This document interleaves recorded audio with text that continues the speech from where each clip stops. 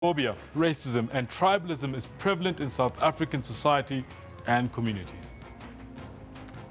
Let's have a look at some of the other views. Let's have a look at our poll for today. Well, we do know that UVAFAL has taken the department to court following a dispute over the school learners' admission criteria. That is our question of the poll today. We're asking you, what do you make of that? We do know that the school does have space. However, they are only taking on Afrikaans-speaking pupils, and the department says that, no, this is wrong.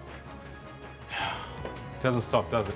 Let's see what's happening with the poll. The poll, like 57% say no, and I think it was 43% saying yes, language should be a criteria in school admission of the 255 votes we've gotten. Let's have a look at some of the views of should language admission be a criteria. Well, this one says, I think parents should check languages offered in every school they choose for their kids. Some schools don't offer all languages. Well, that's true. I mean, if you don't speak a language, how essentially are you going to learn in that language? Exactly, and Clint Hill says we have 11 official languages. Use them. But we need to remember that once people get into the world of business, there is only one lingua franca, and it is English. So we need to think about that as well as we educate the children. Definitely. Let's talk the language of sport now, Kendall. Yes, as you can see, we've got a fat logo of Kaizer Chiefs behind us on the screen, and we want to find out from you. They had an open day yesterday. Will the signings that Kaizer Chiefs have made improve their performances for the rest of the season, is our question to you. Let's see what you're saying and social media. Michael, a frequent visitor to Newsroom, thank you very much, says, not if Mr. Steve Komphela is still around. Don't get me wrong, Steve is a great guy, a great coach, but things are simply not working out for him at Chiefs. And mark my words, the next team that he's going to coach, he will shine. Well, Michael, we certainly hope so. We also know that Steve Komphela has failed to win the league with any team that he has coached. Bernard Lufuno Mudau says, no, because Komphela is not a good coach and his coaching is not good enough. That's what Mr. Mudau has got to say. Well, we'll leave you to it. Continue to send us your views on our question and poll of the day on @SABC Newsroom. We'll have a look at them throughout the course of the 3 hours that we're with you this morning. For now, though, before your news and your updates, let's have a look at your headlines.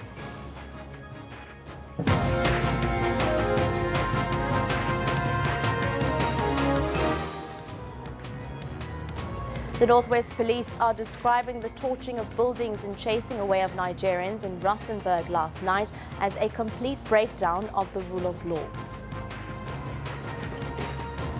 The main memorial service of the internationally renowned librarian and liberation struggle stalwart and South Africa's national poet laureate Kirapetse Brawili Khositsile will be held in Johannesburg today.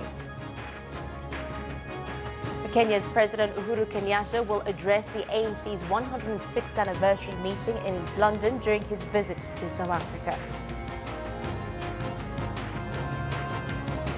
And of course, standing by with all our sporting news is Kendall Makmate. What are we expecting, Kendall? We had a thriller of a match on the Momentum One Day Cup last night, so that's definitely going to be one of our talking points, as well as we've got a little bit of golf on the go out at Glendower. Good morning to you.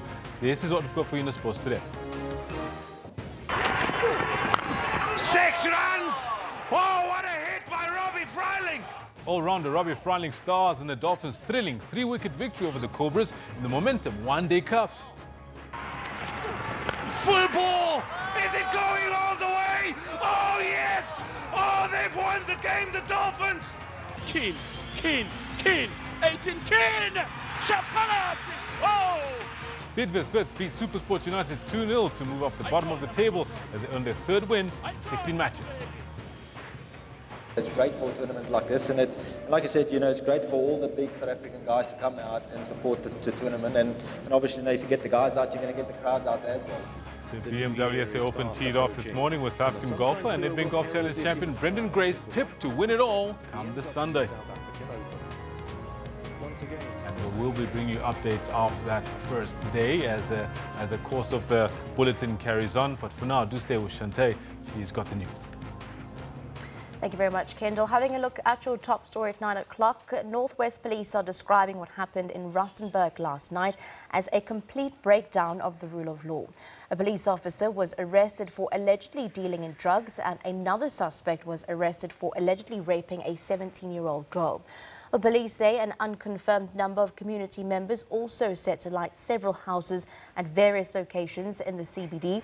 Residents are being urged to remain calm and comply with the directives given by law enforcement officials.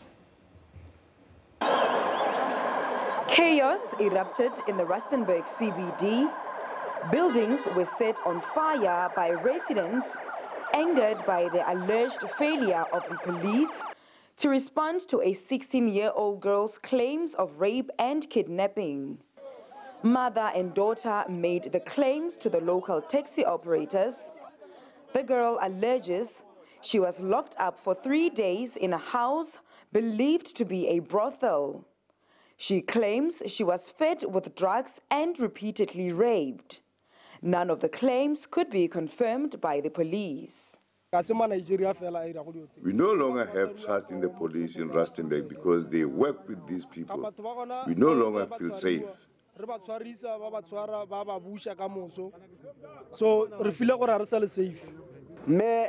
mother and her daughter reported what happened to the police, but they did nothing. Police are investigating a case of arson and public violence. No arrests have been made. The 2 foreign nationals implicated in the girl's claims are in police protective custody. Silwane Khachau, SABC News, Rustenburg.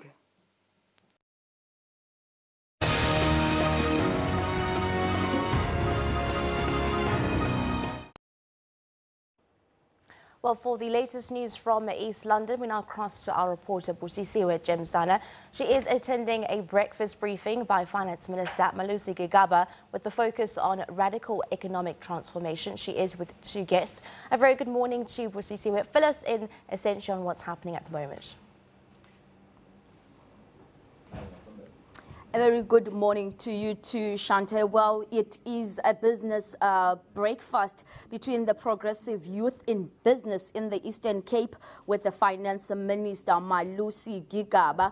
It is young people in the province who are in every sector when it comes to business, agriculture, manufacturing, you name it, they are there. They are saying they want the government to unlock opportunities for them as business minds of the province. But to get an idea of what sort of opportunities they want the government to open for them, I am going to bring in the chairperson of the Progressive Youth in Business, Buhle Tonise.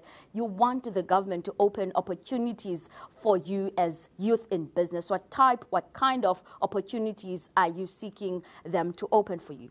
Thank you very much. As young people in business, we believe that now we have the capacity, we have the skill, we have the know-how.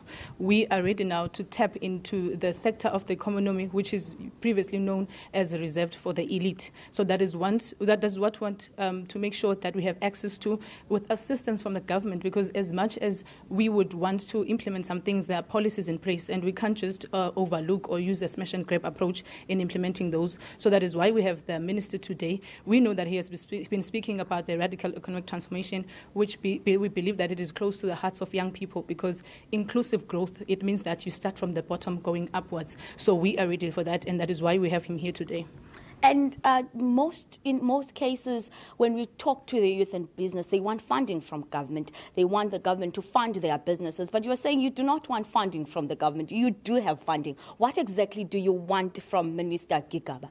Well, when you look into government fundings, there are certain criteria that they are used. You have the NYDA, which funds from 50,000 to 100,000. We are not that market. We are looking at funding from 25 million upwards, because we are in the economy sector already. We are part of the economic drivers. So it means that now we are not only looking at the government actually plowing back in terms of starting with empowerment and education. We want to be part of those that build the government and its economy. We do not want the government to work with us, for us. We want the government to work with us. That's what we are asking for in terms of building our economy. Let me bring in the Minister of Finance, Minister Malusi Gigaba. They're saying they're not the NYDA target market. They do have funding. They want 25 million. They want to work with government. They want to render services to the government. How do you plan on making that a reality and making that a living thing in this government and make sure that they are part of the inclusive growth that you talk about? Well, I'm quite sure that many young people who want to be involved in the economy, as she actually says, do want funding, but they want the upper levels of funding so that they participate in the SMME sector. Government has to provide conditions for young people to participate in the economy by removing barriers to entry, by deconcentrating the economy, providing greater support to the SMME sector.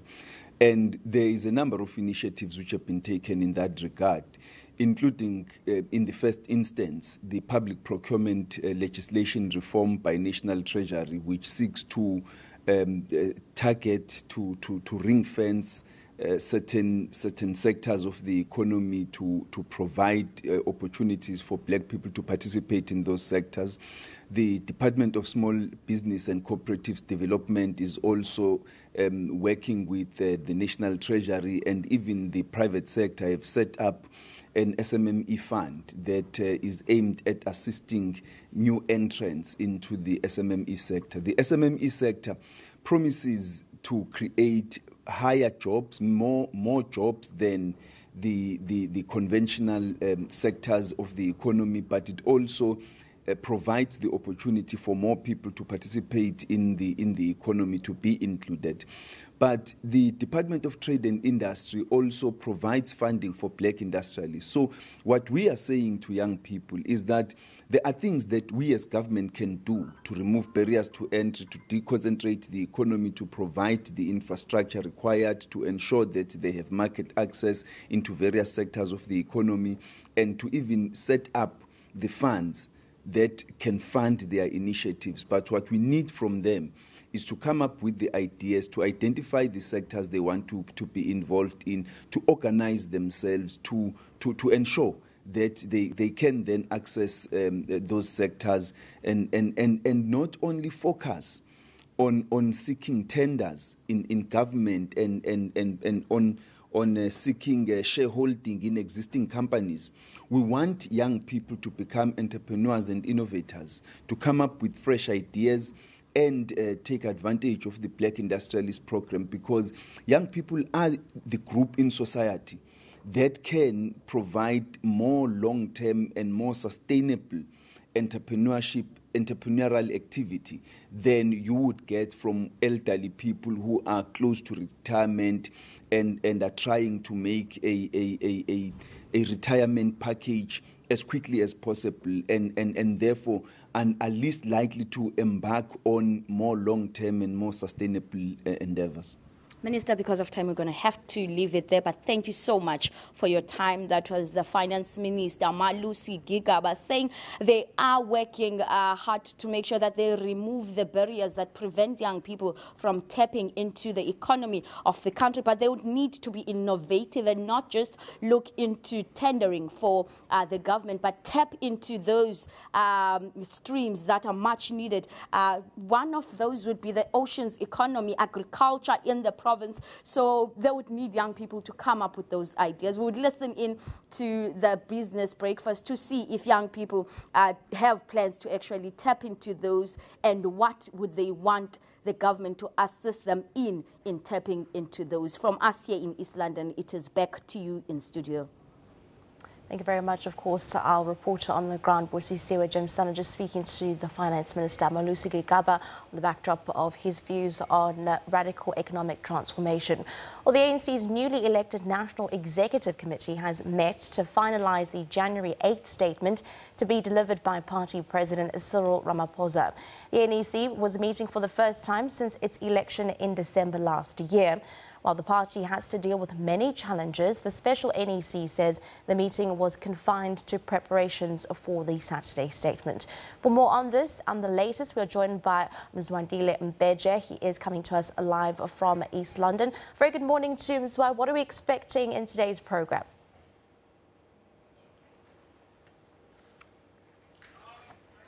Shante, as you can see, I'm sure you can see right behind me, the president of the ANC has just landed. He's joining his colleagues.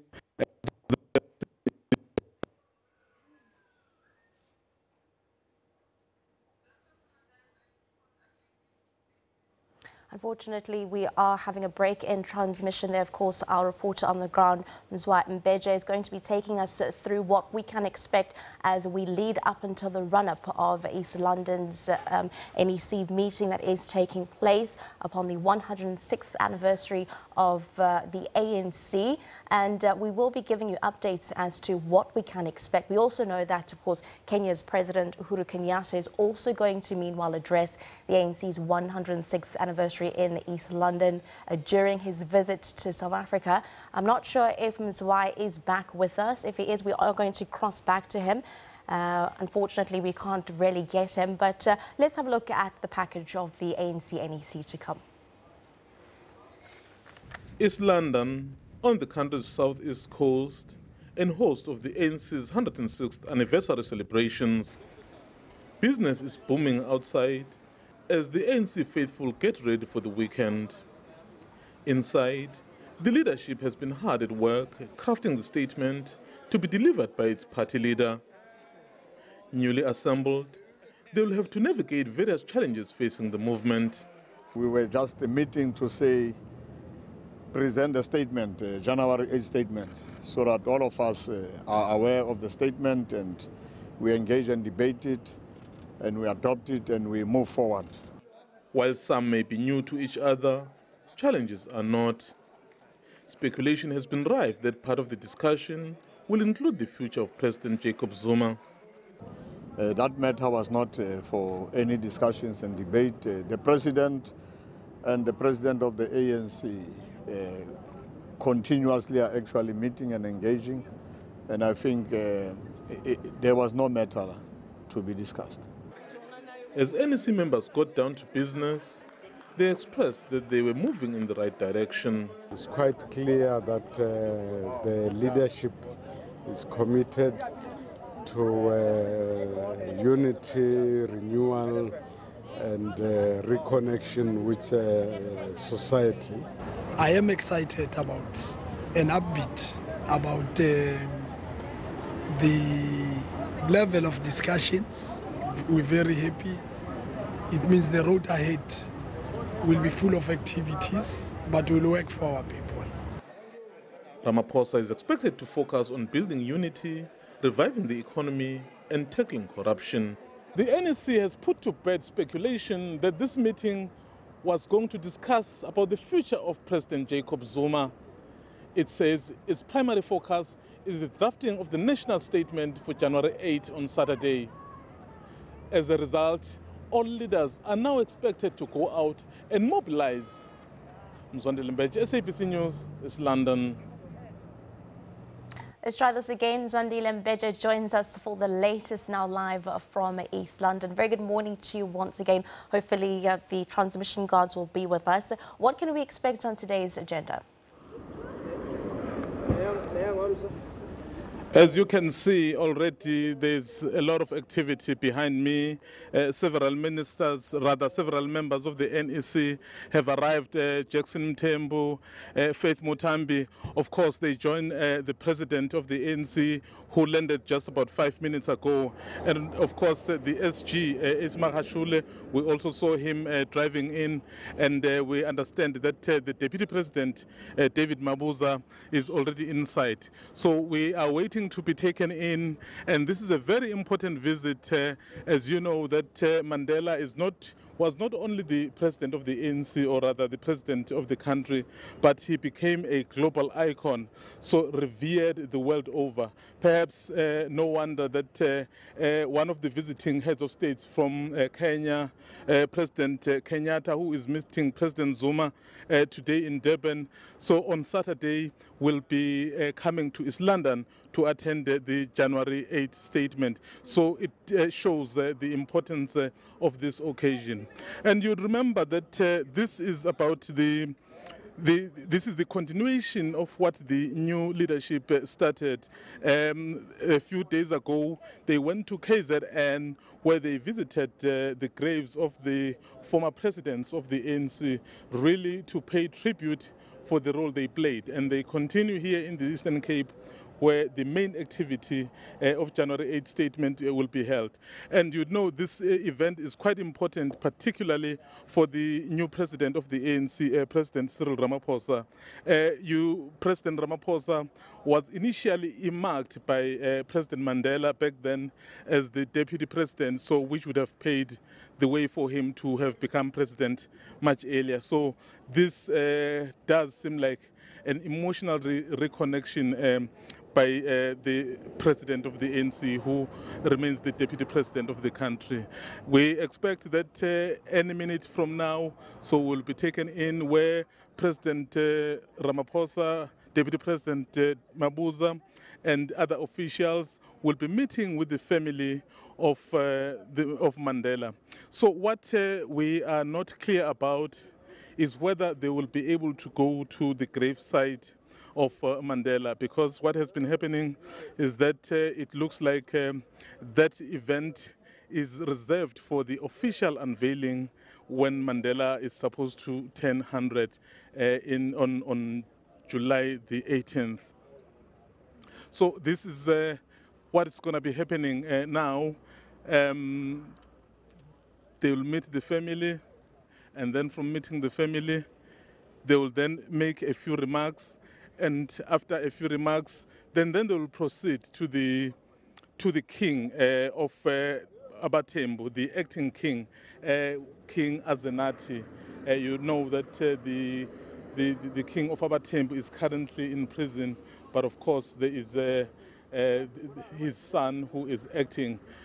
President Ramaphosa, before he became president, he also visited him during the campaigns ahead of December. So after paying tribute to the Mandela family, they will then proceed to go to Bombane Great Palace.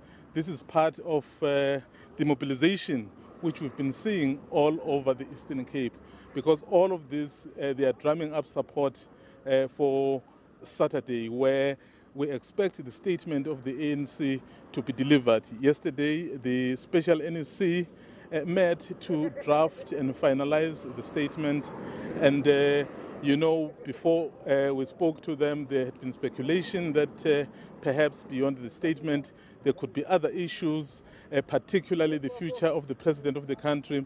But the SG of the ANC made it clear that the only item that they had yesterday was January 8 statement, and that's what they needed to do. They had to debate it, argue about it, and see what direction they needed to take. So those are some of the activities that have been happening, Shante. From here, the president of the ANC and the deputy will continue with other activities. Didi Mabuza will be proceeding to Cradock to drum up support there, and later on he will go to King Williamstown. So it's a lot of activities that will be happening, and I can just perhaps remind people, as I've said before, that the nature of this event and that it's an event really of global nature. The president of Kenya, who is meeting President Zuma today, will be traveling to East London on Saturday, and he expected to make a few remarks. Indeed, it shows that the ANC is not necessarily an organization of only South Africans, but is the organization of all Africans and perhaps people beyond the continent.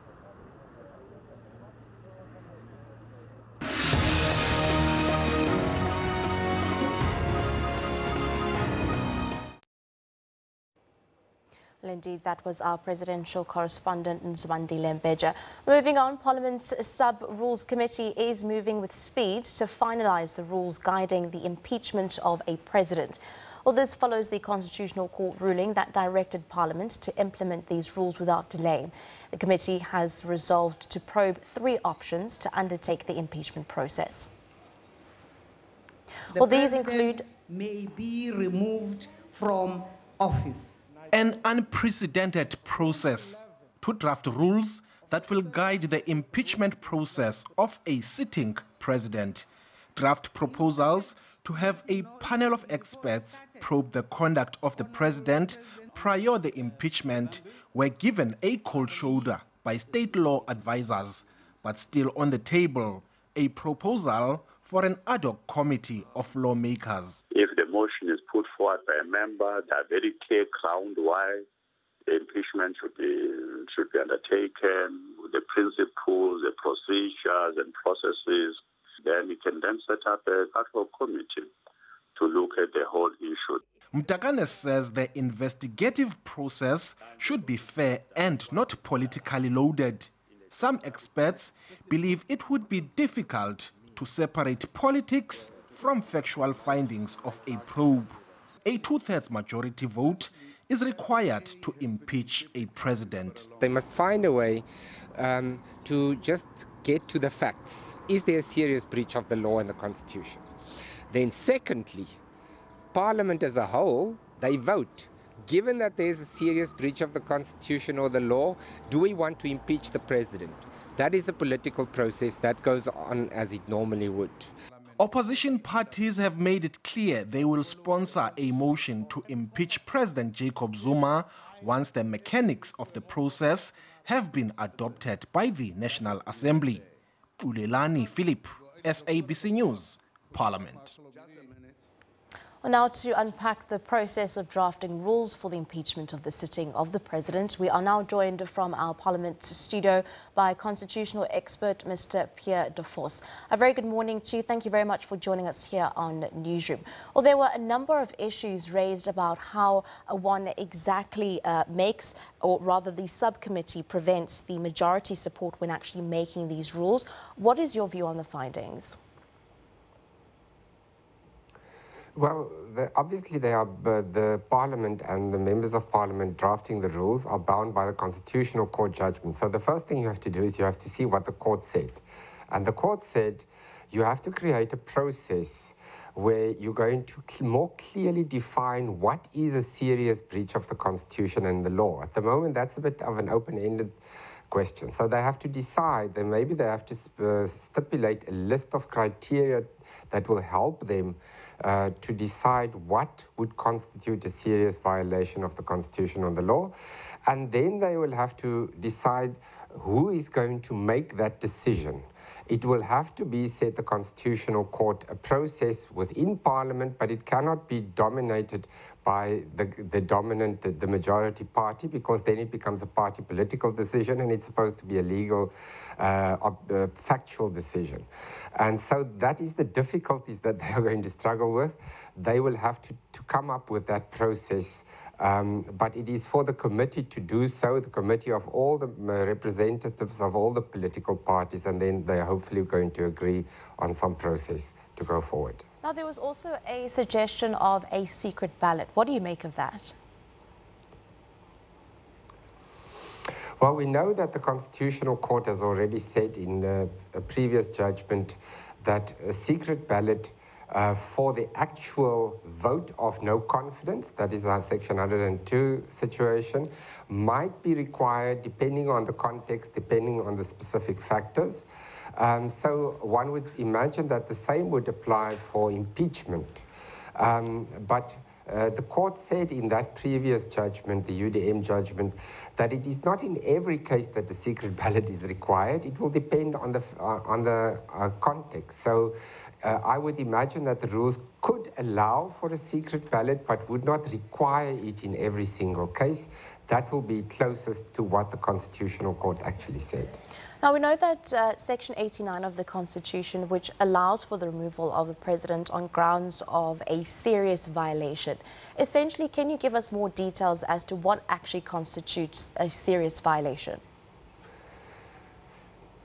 Yes, so that is really at the heart of the matter. We don't really know what a serious violation is. I would speculate, and based on what I've read from other academic authors who've published articles on this, that you can make a distinction between violations of the Constitution, say, that has nothing to do with the personal failings of the president. For example, the president signs a law passed by Parliament and it turns out that that law is unconstitutional. That happens every year, at least a few times. That would not be a serious violation. That would be different from something where the president would perhaps put him or herself in a position where there's a conflict of interest, where they use their position as president to get a financial gain or so on. That might be a serious violation of the Constitution, but there's a lot of stuff in between, and that's where the Committee of Parliament must now really think about what they must think about, and they must think how to define this more precisely. Otherwise, it will just be a political decision in any case, and it will not be a factual decision as the court in the latest decision said it should be. Now, Mr. De Vos, can you take us through, in the simplest of terms, the process? After this subcommittee agrees on the rules, what comes next? So firstly, the subcommittee they have to decide on the rules, then the rules must be adopted by the National Assembly, and then in terms of the Constitutional Court judgment, there will have to be in terms of these new set of rules, there will have to be a new impeachment process. Remember, there was an impeachment vote before, but the court has now said that was not done properly. It was done in terms of rules that didn't really provide for impeachment in the proper way. So they really have to redo the previous impeachment vote, but this time it will have to be done in terms of the new rules, where there will have to be two legs to the process. Firstly, there will be a factual finding.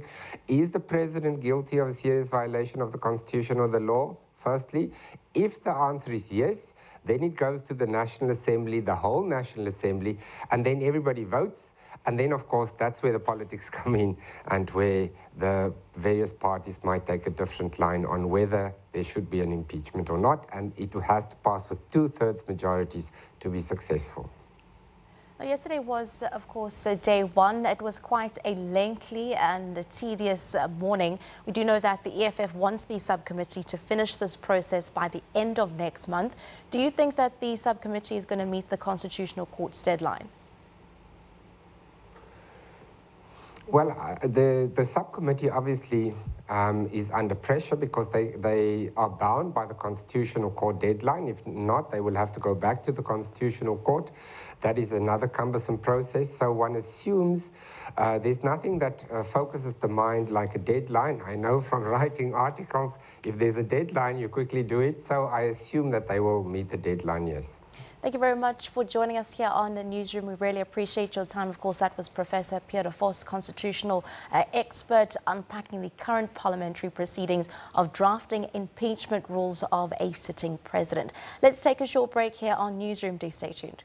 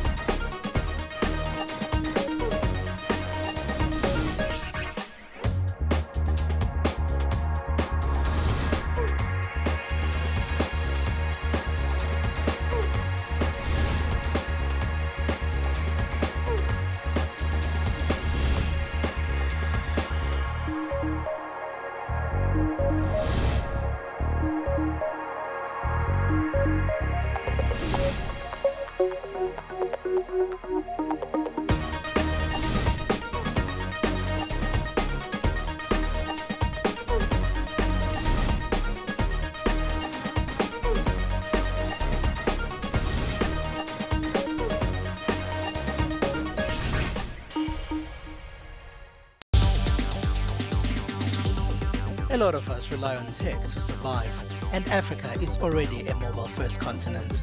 We built mobile technology that connects motorcycle taxis to commuters and businesses in real time. My phone was the most important thing. Africans are using technology to innovate.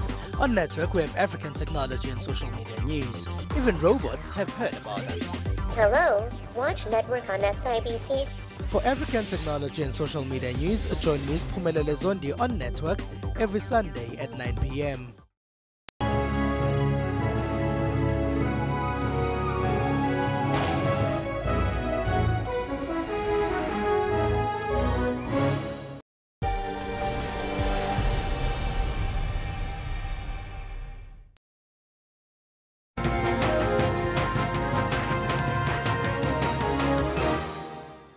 Welcome back. Well, the Auditor General has withheld its report into the City of Cape Town's management, pending several other ongoing investigations.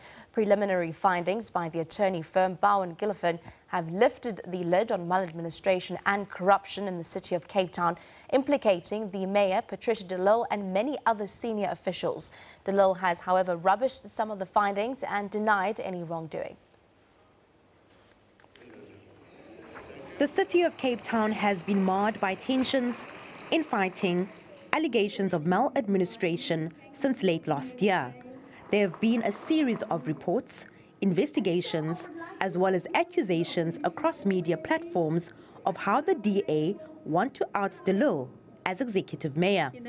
De Lille says the Auditor General has vindicated her of any wrongdoing when she was accused of using taxpayers' money for upgrades at her Pinelands home. But council ordered that an independent investigation be conducted into how the City of Cape Town is being run. The preliminary findings in the report by Bowman Gilfillan attorneys does not look good for the mayor and many senior officials. They do make some adverse findings against the city manager. They do make adverse findings against the Commissioner for the Transport and Development Authority, and they do make adverse findings against her, the Mayor of Cape Town. Now, these maybe require further investigation. I have no doubt they do. But the important point is that the City Council of Cape Town accepted that report and the Mayor was part of that decision to accept that report. Now, you can't cherry pick from the report. You either accept the report as a whole or you don't accept the report as a whole. The report has not been made public, but the SABC has it on good authority that the preliminary findings that may need to be further investigated speak to maladministration that runs into millions of rands. The findings cite flawed procurement processes, tender irregularities, outside influences, and how important documentation was never presented to council in an attempt to protect certain allegedly corrupt senior officials. We've been calling for forensic reports to come to council. I mean, the Speaker has got all the requests from the ANC. I've been personally going to the Speaker's office and saying that, look, we as council took decisions for forensic investigations, and those reports never came to council.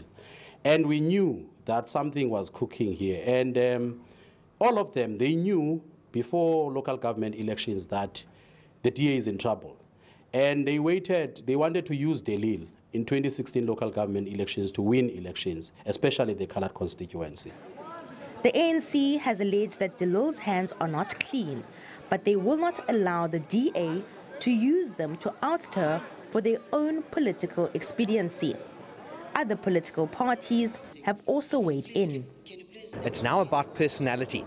That's where we separate ourselves from what's going on in the DA.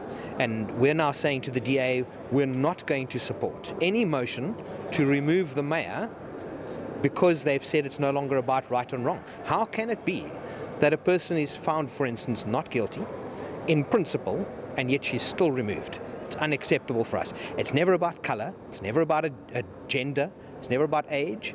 It's got nothing to do with that. It's about the principle, about what's right and wrong. De Lille says she has written to Bowman to change some points that have been stated as factual findings in its report.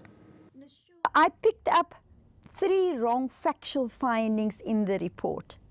And so I wrote to Bowman's asking them to correct their report, because I don't think it's proper that council adopt a report with wrong factual findings in there. They refused to do so on the 3rd of January. They advised me to take my concerns to the council meeting, which I did on Friday the 5th. I took my concerns to the council meeting.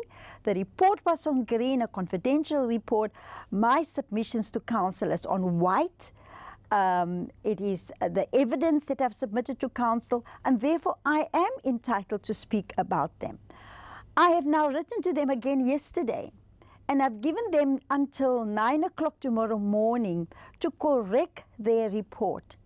failing which I will have no option but to take this report with all of those factual errors to take it on a review.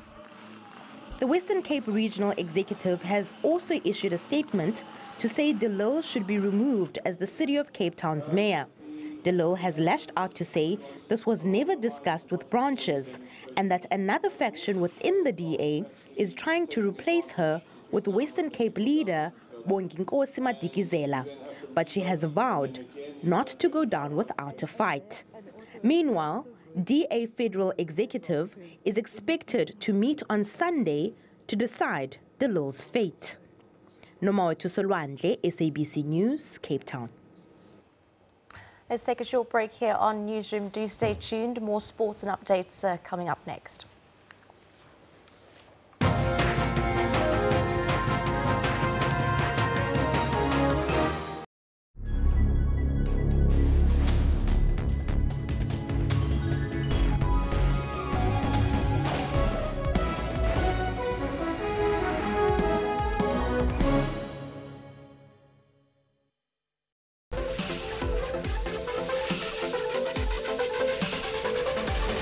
We pump up your energy, keeping you in action through sports updates while resting at home. This is what's happening in your world of sports every weekend. In the second half, Kolisi and Jaco Kriel combined well, and Kolisi scored his second try. He was also named man of the match. Confusion from the West defenders gifted Batosi with a close-range goal.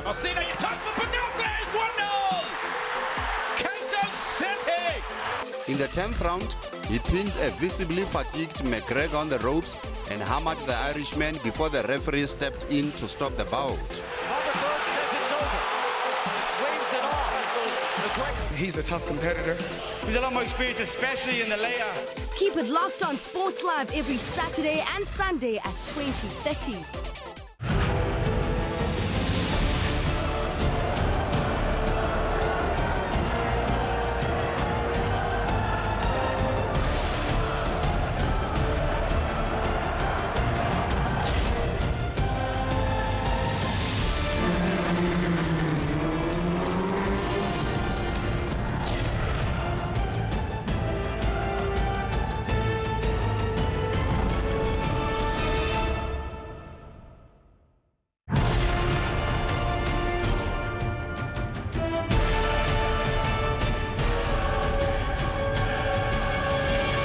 Sports Live, Saturday and Sundays at 8:30 p.m.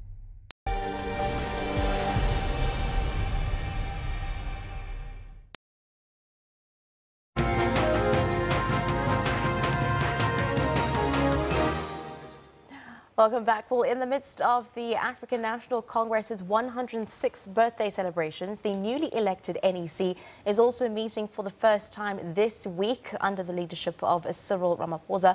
Well, what can we expect from the much-anticipated meeting?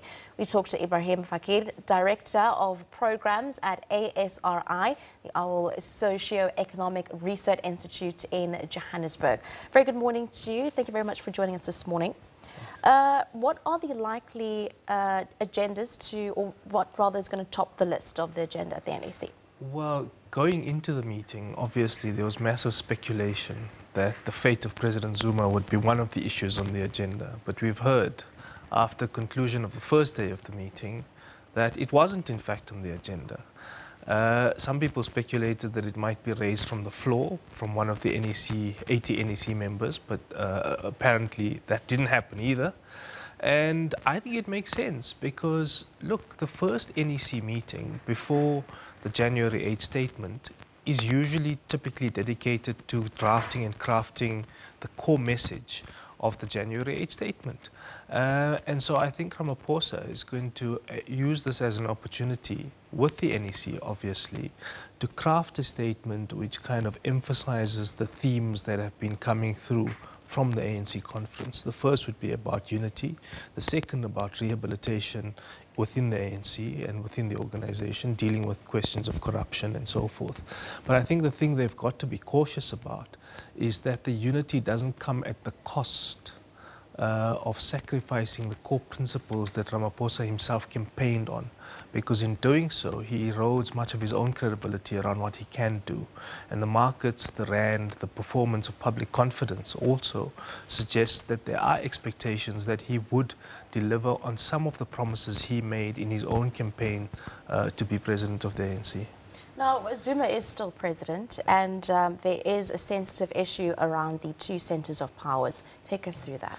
Well, look, the question of two centers of power, as there was one instance before when there were two separate centers of power. When President Mandela was president of the Republic and Thabo Mbeki in 1997 was elected president of the ANC, there was two centers of power. And they managed that. But of course, the nature of the context, historically and otherwise, in the society and in the country was very different at the time. The second time there was a disjuncture between the president of the ANC and the president of the Republic was after Polokwane in 2007. And of course, then the context was also vastly different, because then there was real tension, ideological and policy-wise, between two big groupings in the ANC, but it wasn't as fractured as it is now. You basically had two ideological fractures which went up against each other, and at that point there were other reasons which were used to remove President Thabo Mbeki. Whether you like those reasons or you don't like those reasons were there, they were rational. I think there are equally rational reasons why you would want to recall President Zuma now. Make no mistake, those reasons exist. And I don't think that the reason, if he's recalled, would be premised on the fact that there are two centers of power. Because the reality also now is that, look, President Ramaphosa of the ANC remains deputy president of the country. So it's not as if he's outside of cabinet. And it's not as if he has absolutely no influence or no power. He does, because he's deputy president of the country and president of the ANC. That doesn't mean that the fracture of power is so vastly different. Because remember, in 2007, at that point, President Zuma, at that time, deputy president of the country, was removed by President Mbeki, but only as a deputy of the country, not as deputy of the party. And the context now is that the person hasn't been removed from public office. And so the two centers of power theory, I don't think necessarily completely holds now, because yes, there are two different centers of power. There's a different president of the Republic, different president of the ANC. But that president of the ANC is not without any power or influence within the state. He's deputy president of the country. Perhaps in the other forms of the structures, we do know that the NEC is still striving towards more party unity, specifically on the ground. Having a look to the build-up of the ANC elective conference, it was marred by court battles. How is Cyril going to be dealing with this? Well, I think he's got an incredibly delicate balance that he's going to have to strike. And within that balance, he's got to ensure that he doesn't erode his own credibility in striving for unity, that he undermines his own credibility by not doing some of the things that he said he would want to do. So what are some of the things he needs to do? Well, the one is that he's got to effect through the ANC some cleanup in the state-owned enterprises, including the SABC. All right, that's the one, including Eskom, including Transnet, PRASA, a whole range of state-owned enterprises. And SAA is a big bugbear. So that's the first thing he's got to do: clean up in state-owned enterprises. Second, deal with the question of corruption. Of course, President Zuma, I think, has sort of jumped the gun in the sense that he's appointed a commission of inquiry, which is what people expected Ramaphosa to have done. So that's the second thing. And the third, he's got to strive for some unity, but the unity can't come at the expense of eroding credibility. Now, we are pressed for time, so just before we leave, I also want to ask you on the matters that the DA is currently facing, in specific with the Patricia de Lille. Well, it looks as if parties, and if you think about, compare the Zuma case with the de Lille case, it's a question of using process and procedure to try and give effect to a political decision Are that they you want. kicking themselves in the foot? In some ways they are, because clearly there is no public evidence, and the DA has not been entirely transparent about what reasons they have for wanting to get rid of Patricia de Lille, and whether those reasons can substantively stand a motion in council. Because remember, if you want to remove your party deployee, you are able to do so, but you've got to satisfy your internal rules. And remember, many ANC court cases are about compliance to internal rules. Now, the DA might find that they can comply with their own internal rules, but the person is elected in council through public office, and the removal then has to be effected through council. Now, if a party deployee decides they don't want to go on the basis of their own cognizance, that means voluntarily resign, like Thabo Mbeki did, you then have to effect the removal through council. And if they refuse to go, then you've got to use your majority. But parties are not always sure that they can count on a majority in council. Definitely. Thank you very much for joining us here on SABC Newsroom. Of course, that was Ibrahim Fakir, Director of Programs at ASRI at the AWOL Socio-Economic Research Institute in Johannesburg. We really appreciate your time this morning. Indeed, that is a wrap-up of your news, at least for now. Sihle is standing by with your weather forecast.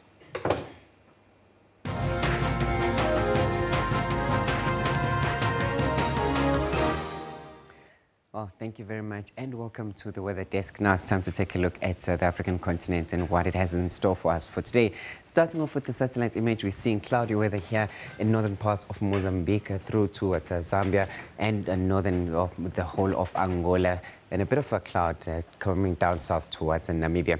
Your rainfall accumulation is looking like this. We're expecting isolated showers over the central interior. That includes Free State, Northwest Province, parts of Northern Cape and down south towards the Eastern Cape for later on today. While in the north, we're seeing here in places like Angola, into Zambia and of course northern part of Mozambique. And when you look at Mozambique, all along the southern coastline, we're expecting some showers there.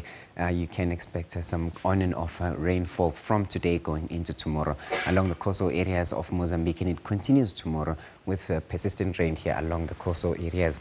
And looking at the interior, we're seeing clear skies in Botswana and Zimbabwe for the next 2 days, while Angola continues with the rainfall, including southern parts of the DRC.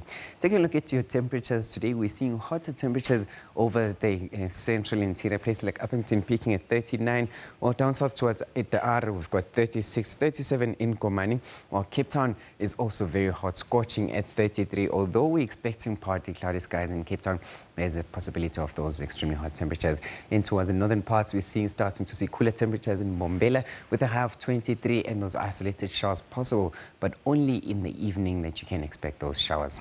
And looking for the north, we're expecting partly cloudy skies in places like Botswana with hotter temperatures in Gaborone at 31, while Zimbabwe is a bit cooler today, lower maximum temperatures of 26 for both Bulawayo and Harare. Looking at Madagascar, that low is moving further south, but now we still have those remnants of cloudy weather and some isolated showers expected across the whole region. Viananzora peaking at 22, cloudy for the whole day, while in the north we are expecting to see some patches of clear skies, warming up temperatures to 27. Now, which brings us to Kenya, where we're expecting warmer temperatures with a high of 24 in Nairobi, but hotter in Kilimanjaro with a high of 32, and Kigali expecting a high of 28 with only partly cloudy skies. And moving towards West Africa, we're seeing here some isolated showers in the southern part of the DRC, including Brazzaville, we're seeing high of 33, while in places like Cameroon, we're only expecting partly cloudy skies with Yaoundé at 30 degrees. And looking at the north, clear skies. Once again, not much to see except for the coastal areas where we're seeing some partly cloudy skies and some onshore flow there along the coastal areas of Algeria, bringing some intermittent rainfall in that area. And looking at Addis Ababa, expecting cooler weather, mainly for the rest of Ethiopia with a high of 19, while Khartoum is hot today with a high of 32. That's all I have for you for now, but stay tuned to SABC News.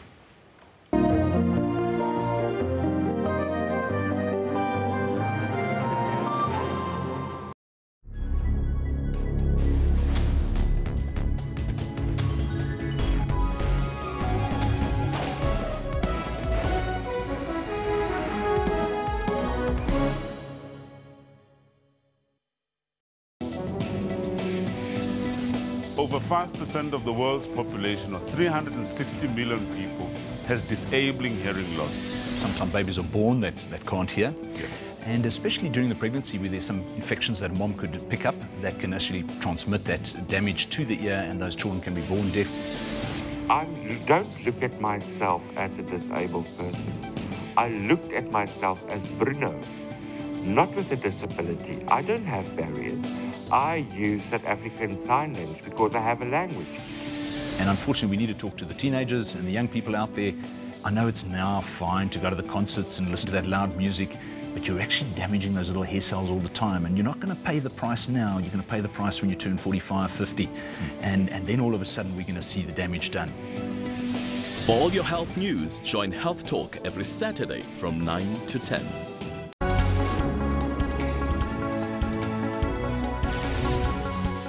So the issue of waves is that don't underestimate yourself. You are exactly the cornerstone of the solutions we are looking for. To go and intervene and make sure that people respect the Constitution. Now, if drug dealers are paying political leaders, then you will never get rid of that problem. We need to see detail that we will not see further bailouts. Fidel, a towering figure of the 20th century. Stay tuned to PM News for all your news updates every Saturday and Sunday from 1500 hours. Welcome to Media Monitor, the show that analyzes the big news stories that made headlines. We bring you robust discussions on stories that made headlines in the week, where we interact with media analysts to unpack these top stories. Join me every Sunday morning from 9 to 10 Central African Time as I bring you riveting news and analysis. Stay tuned to Media Monitor every Sunday from 9 a.m.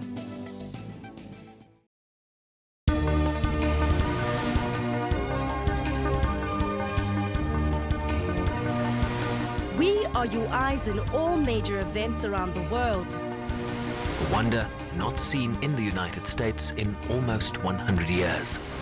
It looks like the sky of a different world. You see the stars out during the day. You see a sunset 360 degrees all around you. Before you leave, make sure that Rob Byrne is taking you through traffic alert all around South Africa. All we can do is stick to what we do and focus on our own job and not focus on them. The Boks will also don the red jersey in this match to mark the 25th anniversary of rugby unity in South Africa. An update on all major currency to guide you. A story of women in jail told in pictures by Fatima Mir through art that will blow your mind. Set the agenda for the day with Morning Live.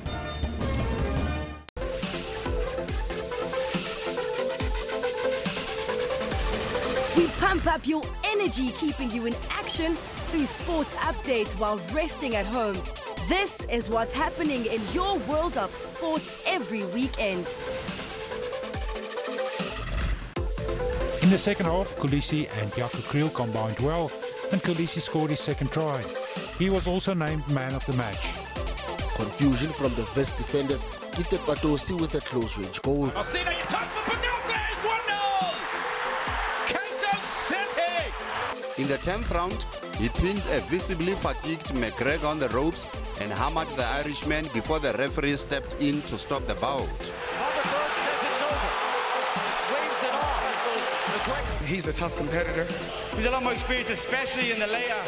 Keep it locked on Sports Live every Saturday and Sunday at 20:30.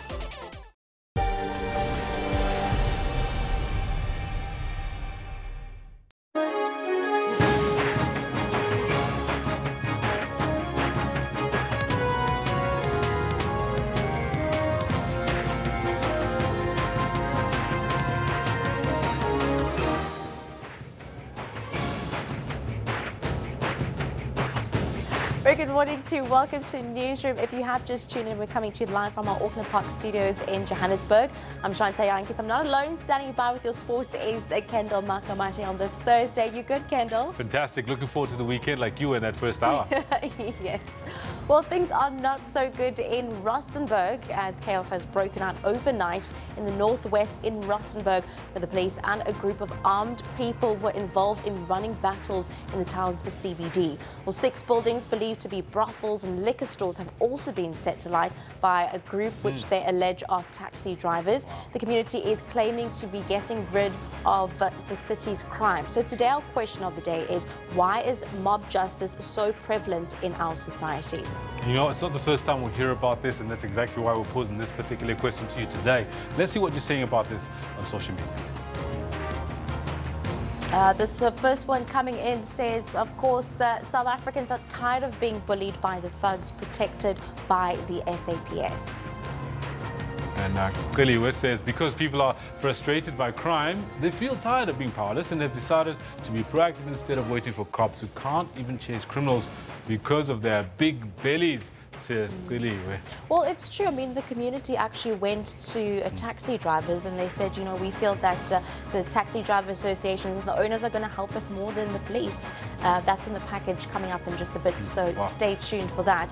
But Hoërskool Uberval has taken the department to court following a dispute over the school's learner admission criteria. Our poll today is, should language be a criteria in school admissions? 370 votes in, 57% said no, language should not be a criterion, and 43% believe that language should be considered when schools take admissions. I don't know, some conflicting views coming in here this morning. This one coming in from Graham, good grades matter the most. But then is language going to be a barrier? Absolutely. You know, South Africa is still divided in so many different spheres. Atinimbene says, what for? Hoërskool is taking us back. Such nonsense should not be tolerated, is Atini's opinion on the matter. Different views are coming there. Is people divided on the Kaizer Chiefs? Well, overwhelmingly, it seems like there's an overwhelming majority of people that have one specific opinion. And this is really because yesterday Kaizer Chiefs had their open day. I want to find out from you, the signings that Chiefs have made, do you think they will make improvements to their performances for the rest of the season? I don't know, let's see what Twitterville has to say, especially our Kaizer Chiefs fans. Yes, they will, but only if they are afforded enough opportunity to prove their worth. I'm still failing to come to understand why Keegan Buchanan is not played regularly. It looks to me like the coach is not fit enough to take charge of a massive club like Kaizer Chiefs. Well, many people seem to be coming for the coach. Yes, no, it's been like that for some time now. Atini comes in on this one as well. Atini is on fire today. He says the biggest problem in Kaizer Chiefs is Steve Compella. Well, Compella must go. That hashtag, that's how he closes off. Oh, well, we're just going to have to wait and see how that pans out. Of course, all your news and sporting coming up in this bulletin. First, let's have a look at your headlines.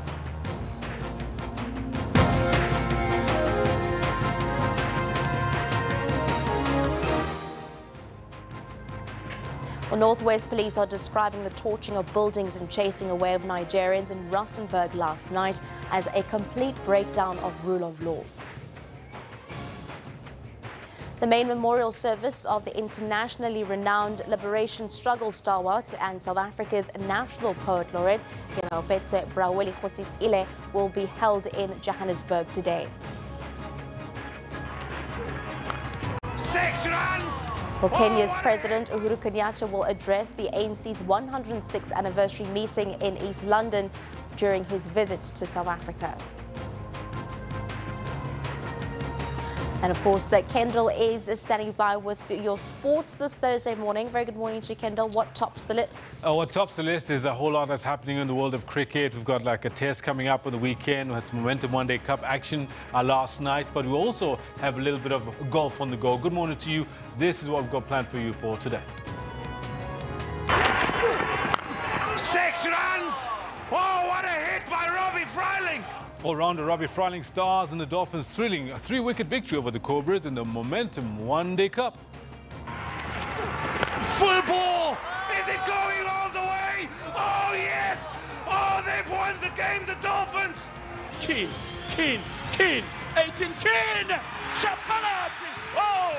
Bidvest beat Supersport United 2-0 to move off the bottom of the table as they earn their 3rd win in 16 matches.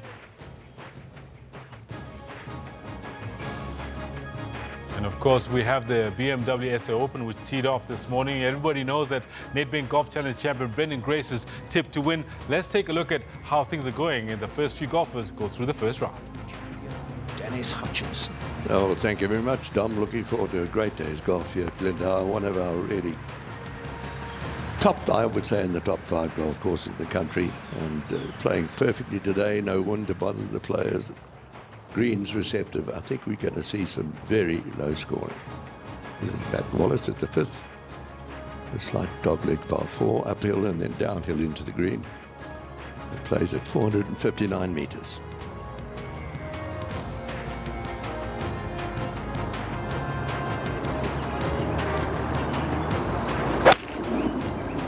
He's playing some golf there, isn't he? 7 under par, Matt Wallace. It's really, you don't really think they'll get that low, but again, another birdie chance here. A very difficult tin position. 5, just 6 spaces in, 3 from the left, but a strong chance for an 8th birdie. Well done. Very experienced caddy on the bag, David McNeely. Those pictures brought to us courtesy of Super Sport. We will definitely bring you up to speed with exactly where this first day is standing around about 10:40. Do stay with us. Shante has got the news.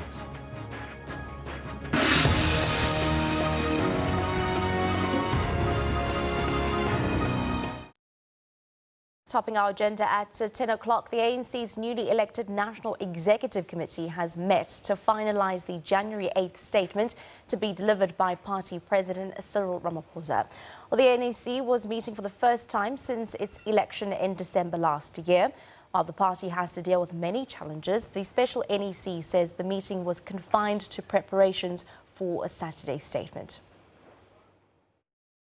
London, on the country's southeast coast, and host of the ANC's 106th anniversary celebrations.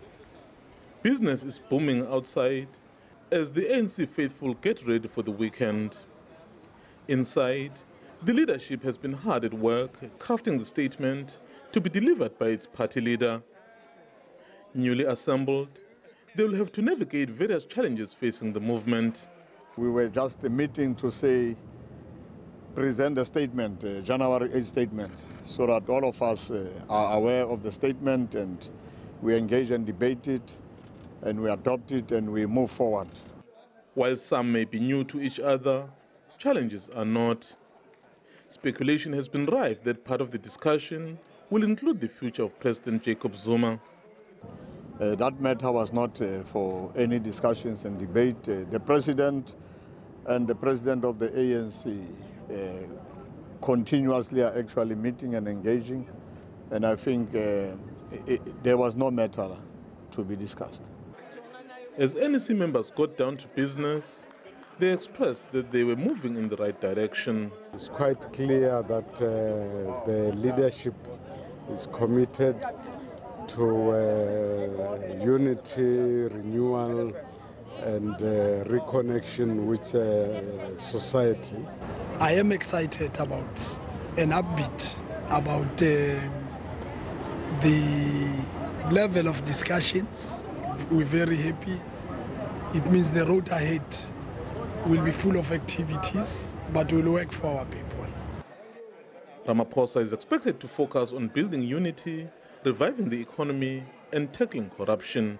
The NEC has put to bed speculation that this meeting was going to discuss about the future of President Jacob Zuma. It says its primary focus is the drafting of the national statement for January 8 on Saturday. As a result, all leaders are now expected to go out and mobilize. Mzwandile Mbeje, SABC News, is London. Well, the new ANC leadership elected in December is crisscrossing the Eastern Cape province in preparation of the January 8 celebrations. Mzwandile Mbeje, our presidential correspondent, joins us now for the latest. He is live from Qunu. A very good morning to you. Take us through the update. As you can see, we're coming to you live from the rolling hills of Qunu. This place is where one of our global icon, Nelson Mandela, grew up, and it is this place where he is buried. Today, the president of the ANC and the top officials and some members of the National Executive are visiting the family to really pay tribute to this family for the role they have played. And indeed, they've been doing that since this weekend, starting in KwaZulu-Natal, where they visited the graves, for example, of John Langalibala Dube, the first president of the ANC, and other presidents who are buried in KwaZulu-Natal. They have proceeded to the Eastern Cape, and they are doing the same. So in the process of visiting those graves to pay tribute to the leaders of the ANC, they have also been visiting the traditional leaders. That is why after this meeting, which is taking place right here at Mandela's house, they will proceed to Bombane Great Palace, where they'll meet King Azenati Dalindyebo. You'd remember he is acting in position of his father, who is currently incarcerated. So this, they say, is a sign to show the people that the ANC still cares about those who were instrumental in its founding. And of course, the traditional leadership was very, very important in establishing the African National Congress. So, yeah, as we are here today, we understand they are meeting with one of the family members that we know is inside, is the grandson of former President Nelson Mandela, Mandla Mandela. They are meeting with the top 6 and a few members of the NEC that we have seen. So they will conclude this meeting, and we expect that they will say 1 or 2 words to us to indeed tell us what exactly transpired. So from there, it's mobilization time. So they are fanning across the province, the DP, the SG, the TG, all of them mobilizing support, because the main event is taking place Shante on Saturday in East London, where President Ramaphosa is expected to deliver his first January 8 statement as the 13th president of the ANC. And of course, Mandela, the Mandela being the 10th president of the ANC. So you can see in its 106 years, the ANC has had 13 presidents. I know that some people do tend to confuse it to say it's 14. It's not necessarily 14, it's just that one of the presidents, for example, Mahabane, took 2 terms, but not consecutively. So, yes, this party says it wants to reconnect, it wants to renew itself, it wants to really mobilize people, because it will not rest until everyone is prosperous. So we expect a number of dignitaries as well to attend the January 8 statement. Perhaps one of the people who has been confirmed from outside is the visiting president of Kenya, President Uhuru Kenyatta. As I speak to you today, he will be meeting President Jacob Zuma in Durban on state matters, but we expect him to also attend the January 8 statement in East London, where he possibly will give a few remarks and perhaps saying his appreciation and perhaps drawing a few lessons. We know that he's also emerged from a very difficult election, which actually was annulled by the court, and it had to be rerun, and the main opposition boycotted the second round. So you can see that there's a lot of things that are happening, that they are learning from this movement, which is turning 106, rather, which has turned 106, but the celebrations will only be observed on Saturday. And of course, President Jacob Zuma will also attend the celebrations in East London as former president of the ANC, but of course he remains the head of state.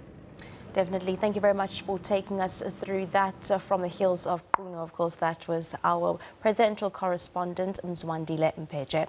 Moving on, though, business is booming in East London ahead of the ANC's 106-year celebrations.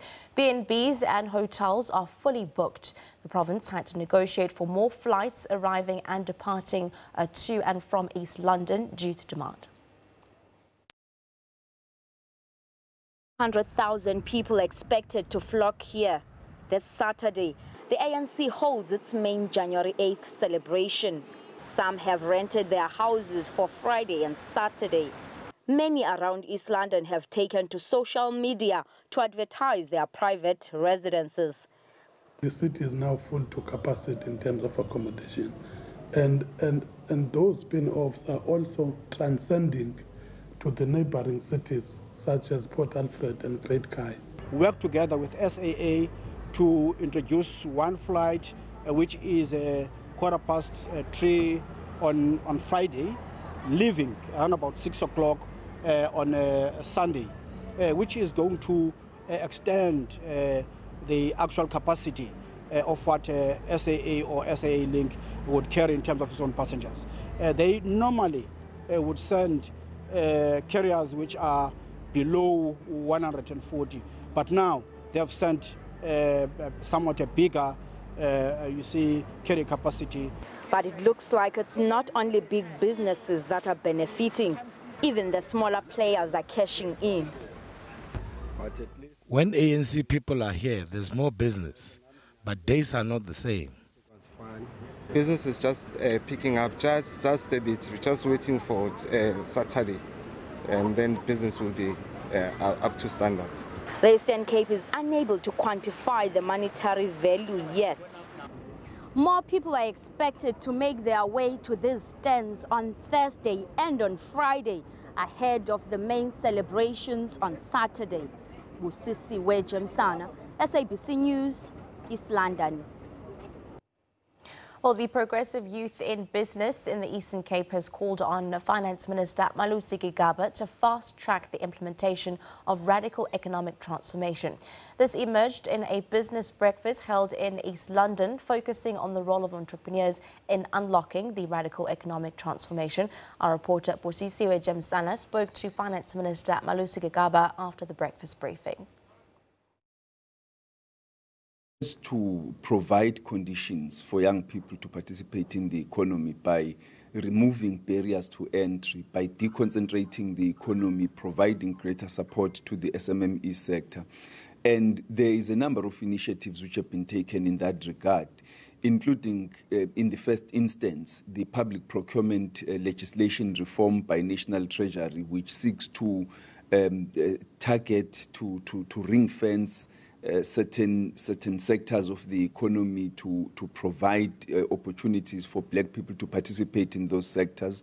The Department of Small Business and Cooperatives Development is also working with the National Treasury, and even the private sector have set up an SMME fund that is aimed at assisting new entrants into the SMME sector. The SMME sector promises to create higher jobs, more jobs than the conventional sectors of the economy, but it also provides the opportunity for more people to participate in the economy, to be included. But the Department of Trade and Industry also provides funding for black industrialists. So what we are saying to young people is that there are things that we as government can do to remove barriers to entry, to deconcentrate the economy, to provide the infrastructure required to ensure that they have market access into various sectors of the economy, and to even set up the funds that can fund their initiatives. But what we need from them is to come up with the ideas, to identify the sectors they want to be involved in, to organize themselves, to ensure that they can then access those sectors and not only focus on seeking tenders in government and on seeking shareholding in existing companies. We want young people to become entrepreneurs and innovators, to come up with fresh ideas and take advantage of the Black Industrialist Program, because young people are the group in society that can provide more long-term and more sustainable entrepreneurial activity than you would get from elderly people who are close to retirement and are trying to make a retirement package as quickly as possible and therefore are least likely to embark on more long-term and more sustainable endeavors.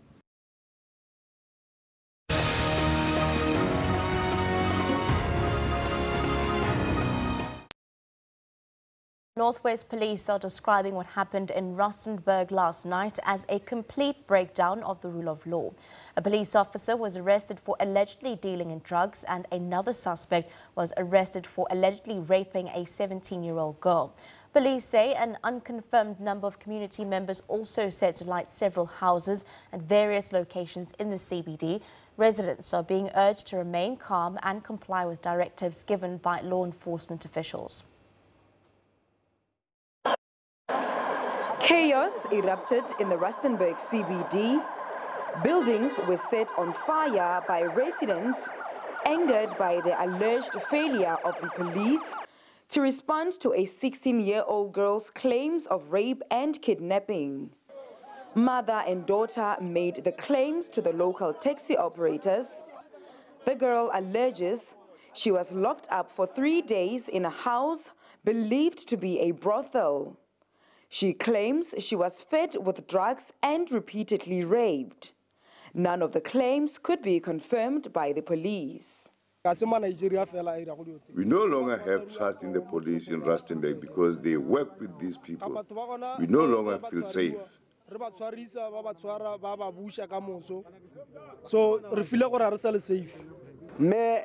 mother and her daughter reported what happened to the police, but they did nothing. Police are investigating a case of arson and public violence. No arrests have been made. The 2 foreign nationals implicated in the girls' claims are in police protective custody. Silwane Khachau, SABC News, Rustenburg. News just coming in. Registration has been suspended at Capricorn TVET College after a stampede that left several applicants injured and 2 taken to hospital. Authorities are struggling to control the crowd. The situation is tense. Thousands of prospective students who did not make it to universities are considering to use TVET colleges as an alternative. At the Capricorn TVET College, this turned into a crisis as the queue has extended to over 1 kilometre long. Private security personnel and police officers are struggling to control the crowd. Emergency services are also on the scene to attend to those that have been injured. We will, of course, give you more updates on this story as well as images as they continue to come in via social media. Well, just before we end the bulletin, as the school New Year resumes next week, shops are inundated with last-minute stationery and uniform shoppers. Really excited. I don't know what to say. It's really fun. I cannot wait. I'm going to do fun things there. The beginning of a schooling career, an exciting moment for both mother and child. I actually do not know what it's going to be yet because I still have to pay, so she's only fitting it now. But I budgeted about 1.8 around there. With the escalating costs of uniform, some here say they had not budgeted for the expense. He's grown. His old uniform doesn't fit him anymore. So I have to buy another ones. We never spend under 2,500 rand for new uniform every year. With 5 children, this mother spent 8,500. I was looking to spend for only grade 1 and grade 4, but my boys have grown bigger, so their uniform also doesn't fit, so I have to buy again for them. Total, we spent 8.5 today. However, these parents planned differently. I did budget last year, and I did buy a few uniforms last year, so today I'm just buying the remaining ones. And with more than a month since schools closed, shop owners say they are experiencing increased volumes in January. The season has been a bit different because they're opening quite late. So it started off in December, around the 13th, around then. Right up until now, it's been crazy. Lately, the past few days have been crazy. With thousands of rands going towards kitting out children, the stationery list still awaits many. At this shop, more last-minute shopping. Public schools open on the 17th of January for all 9 provinces. Mahlako Komane, SABC News, Benoni. Well, PS Connect is a career research platform aimed to increase learners' level of understanding while equipping them with the necessary knowledge and values for learners to make informed decisions towards their career path. PS Connect was established back in 2011 by an edutech entrepreneur, Tabiso Ramadiba, and a co-founder and CEO, Nimrod Dube, an edutech entrepreneur as well, who also aims to improve the education system. We're now joined in studio by Tabiso Ramadiba, who is going to give us more insight into this online tool. Very good morning to you. Thank you very much for joining. Thank you. Good morning. Essentially, take us through what your business model is and what it mainly focuses on. It focuses on students who are in grade 12 we're speaking about students who might have matriculated and are looking to apply to institutions that are open for late applications. And we're also referring to students who might have not done well or might have failed. So we help them apply to institutions that offer them services for them to rewrite or upgrade their marks or redo their matric. So that is the main focus for this period. Essentially, how do you do it? Is it a walk-on-walk where you actually go to schools and help matriculants, or is it merely just an online service? So we do a bit of both. The platform is online. It's accessible to all students using their mobile phones mostly. But during the course of the year, we do have a program with the Department of Education where we go to specific schools to actually help them with their career choice decisions. Now, not all students are tech savvy. Some of them maybe have never really had interactions with computers in different areas. What are the other challenges that you found in doing this? Yes, I mean, working with different quintiles. I mean, we work from quintile 1 to 5, and the challenges varies. So for quintile 1 and 2, what we have done is we've created a form, a simple form, where students access it online and just fill in the form. Then from our side, we take it as our responsibility to actually apply on their behalf. Mm-hmm. And is there no other way that there is an earlier stage in actually helping students? Is there not necessarily a trend, you know, when you find at matric that maybe the students don't have the skills, or maybe they would have chosen different subjects? Is there some sort of a way to introduce us at a more intermediate phase at grade 9 and actually assisting students in helping them choose good subjects according to their skill base? Yes. So with PS Connect, it's used by students from grade 7. Okay. Because we feel that if you in grade 12, it's too late for you to make certain decisions. So it's from grade 7, this is where students now need to identify what they're actually good at or what they are interested in. So when they come to grade 9, then we are able to help them choose subject that will open up opportunities for grade 12. I mean, whatever opportunities, career opportunities they might be interested in. So we always encourage students that they need to be thinking of the future early in their grades. Mm-hmm. And grade 9, grade 10, that's where a student should actually make that decision. What sort of support have you gotten from the schools on the ground as well as government?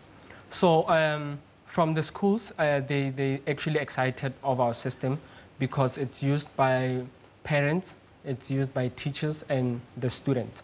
So when we go to the schools, the students have actually supported us in a way that it actually helps them with their curriculum, LO curriculum.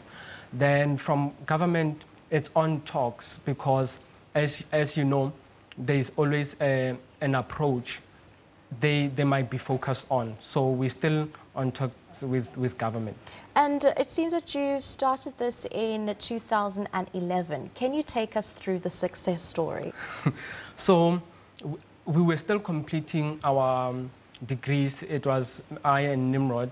We spoke about the challenges that we faced because, I mean, I come from Polokwane. When I came to Johannesburg, I only knew of your typical institutions. I knew of UJ and VET. I applied to both of them and I was not accepted. Mm-hmm. So because I was not also exposed to all opportunities that lies out there, then we spoke about the challenges and we decided to create a platform that would help those who comes after us. Mm-hmm. To address that. So for 5 years, we've been developing the system. Mm-hmm. Then in 2015, we did a pilot with Saibono, okay. Where 6,000 students used the system. Then last year, we rolled out the system, mainly focused on Gauteng in terms of schools activation, where we interacted with 30,000 students. And of those 30,000, we were able to help around 5,000. Now the number is going up because of the late applications. Okay. This year, the focus will be now going national. Okay, so if I'm a student and I'm going on to PS Connection, what essentially am I finding? If you go to PS Connect, because of this period, what you'll do is you'll just fill in a form. Okay. Then from our side, we do everything for the student. We actually apply for them to institutions that are open. I mean, every time you see the stampedes, is because they're not exposed to other institutions or other options they can be taking. So we do that for them. Okay, great stuff. Thank you very much for joining us. Since you're, of course, Thabiso Ramadiba, co-founder of PS Connection, a vibrant and innovative organization that actually focuses on tackling different conundrums within the education system as an edutech entrepreneur, of course. And we have just heard word there of stampedes, like you've just mentioned, in Limpopo, and we are going to be getting details on that story. But let's have a look now at our social media of the day. We'll start off with our picture of the day. This one comes in from Michael Zilstra. It snowed for the first time in 40 years in the Sahara. It's so beautiful, snow and sand together. What a contrast, absolutely beautiful. Of course, that is our picture of the day from our viewer. One wouldn't necessarily expect that in the middle of summer. Let's have a look now at the comment of the day. This one comes from Neo. We are not all destined to be accountants, doctors, engineers, lawyers. We are all destined to go to WITS, or we're not all destined to go to WITS, UCT, UP, UJ, etc. There really is more to it. Well, indeed there is. There are other options, and our guest in studio was also mentioning the fact that there are other options than just going to universities. Let's also have a look at what's making headlines in and around our courts today. We'll start off in the Gauteng province, while the hearing into the Hoërskool decision to refuse to admit 55 learners resumes in the High Court in Pretoria this morning. This matter was postponed on Tuesday to allow responding parties to prepare for the arguments. Hoërskool school governing body approached the High Court late last year in a bid to bar the Gauteng Education Department from actually admitting learners to the school. Well, the school argues that they have reached their admission capacity, but the department is disputing this. The department says that it is the only body that can declare a school full. It maintains that there is enough space for the school to admit learners, and of course we will be keeping you updated on this case as well as other cases that make headlines. Of course, now let's take a short break here on Newsroom. Do stay tuned.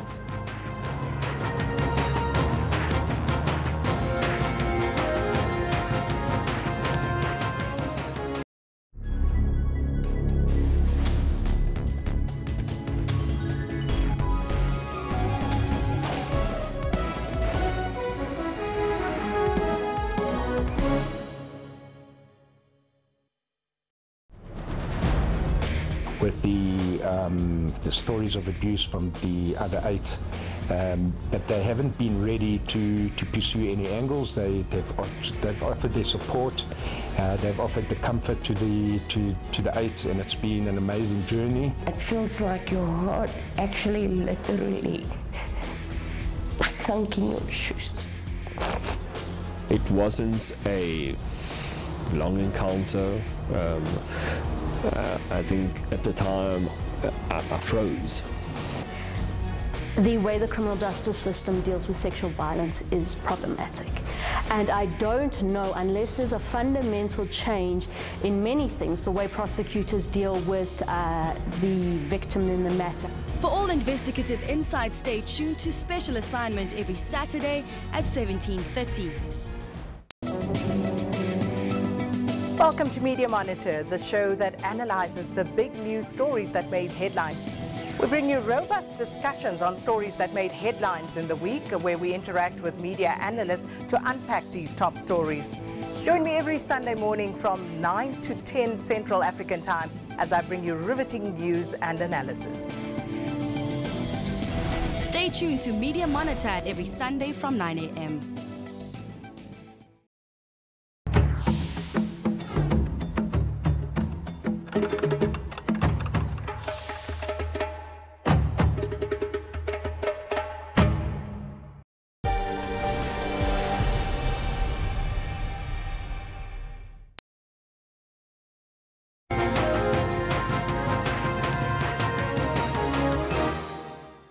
Welcome back. Well, another case of homophobic killings as a couple from Moinoi in the Northwest Province are believed to have been tortured, raped, murdered and set alight, allegedly by 7 people. Attorneys involved in the case have criticized the Afrikaans media for failing to state an initial report that these women were married, which they then believe was intentional and homophobic. For more on this, we spoke to Ricky Manyuku, member of the Masitandane End Hate Crime Collective. People don't understand and accept difference. If you think about us living in a patriarchal society, we're all supposed to fit into direct boxes of what it is to be male and female. The LGBTQI+ community, they break these boxes and they have identities that don't fit easily into what patriarchy requires of us. And people hate that difference. People don't know how to cope with that difference, and that's shown in the extremity of the violence that we experience and that the community experiences. So it's never just murder. It's murder and rape and burning. And torture. Yes.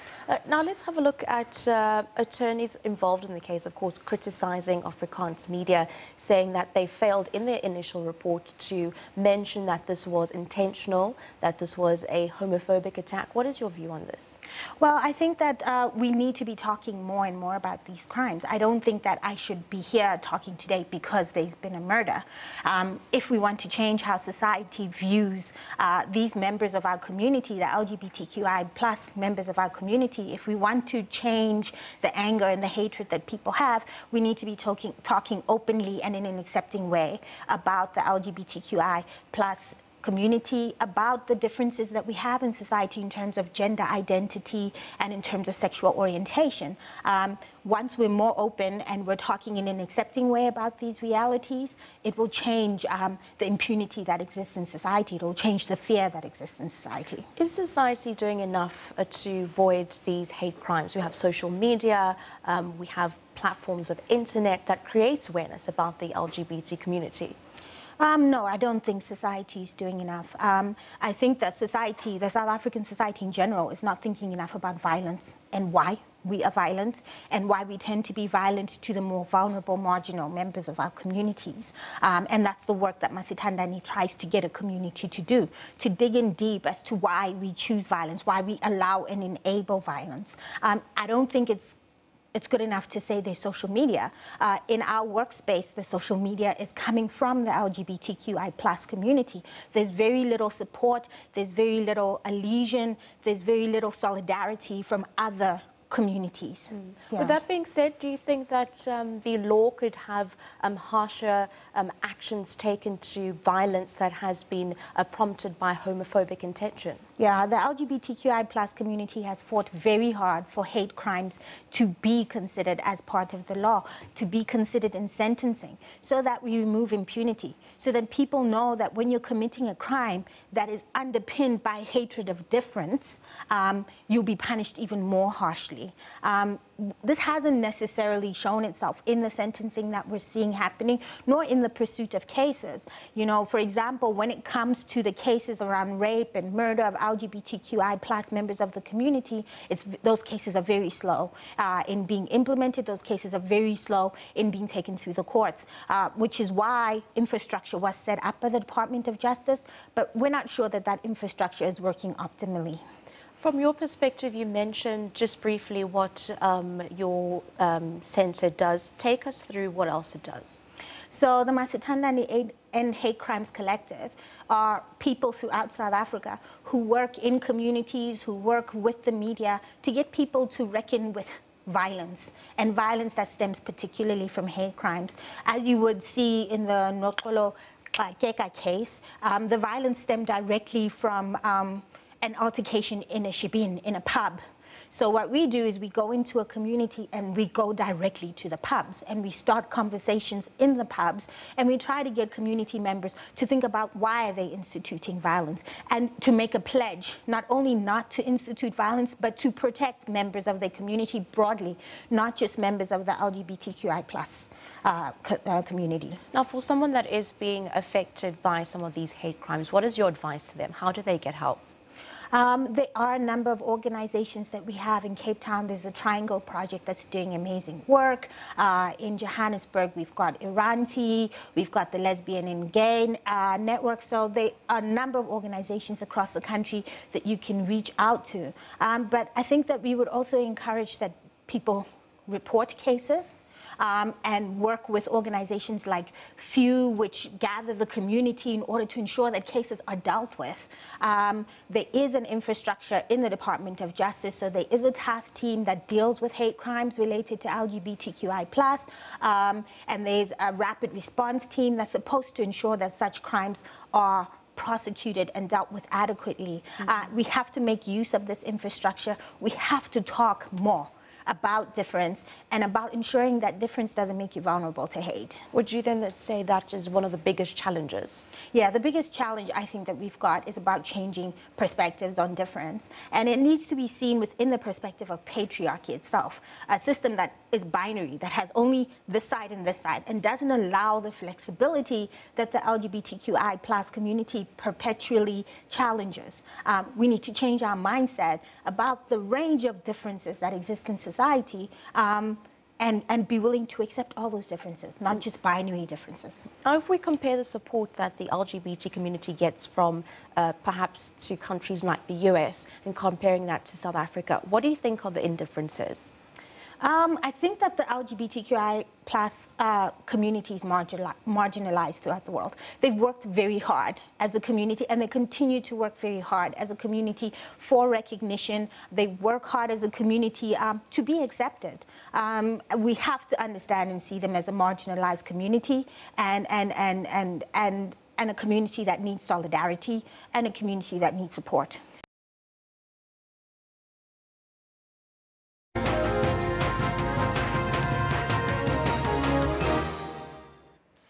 Welcome back. Just come out of that very interesting conversation to bring you a little bit of sports. My name is Kendall Makhamate, and thanks very much for staying with us here on Newsroom. We start off with news about how the Absa Premiership defending champions Bidvest Wits beat SuperSport United 2-0 in Joburg last night. With the win, Wits moved off the foot of the table. The Clever Boys, however, are still not out of the woods, as they're 15th on the log with just 14 points from 16 matches, just a single point above Ajax Cape Town. Of the win in their second match of 2018. Gavin Hunt's Chargers came into this match looking for a change in fortunes. Unlike last season, where they were one of the tightest teams in defense, Vets have conceded 18 goals in 16 league matches this season, and they managed to score just 9. With the quality of players they have at their disposal, it was just a matter of when will they click. And last night, SuperSport United found a determined crop of players at the Bidvest Stadium. The towering Bongani Khumalo combined well with his captain Thulani Hlachwayo for Vets' opening goal.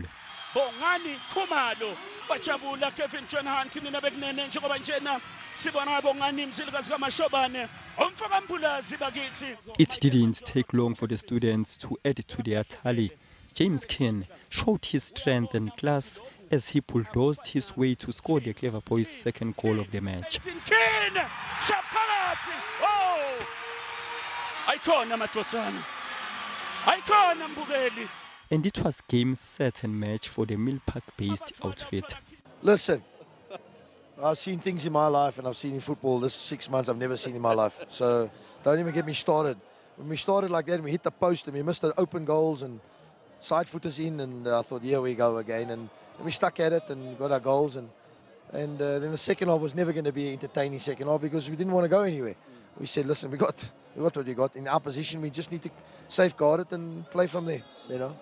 The first half, we were nowhere, to be honest. And I think also the makeshift central pairing weren't tight enough on either Majoro or Keane. Gave them way too much space and freedom. And obviously I said to the players, you know, it's important how we start, and we didn't start well. And obviously the momentum went with them. And the way we conceded the goals, it's things we knew, we practiced, we said that's going to be their strengths, and we allowed it to happen. There will be 2 Absa Premiership matches on Friday evening. Ajax Cape Town will be keen to move from the bottom of the log when they host Platinum Stars in Cape Town.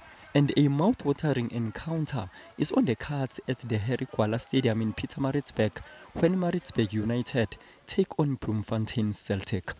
Mduduzi Ndlovu, SABC News.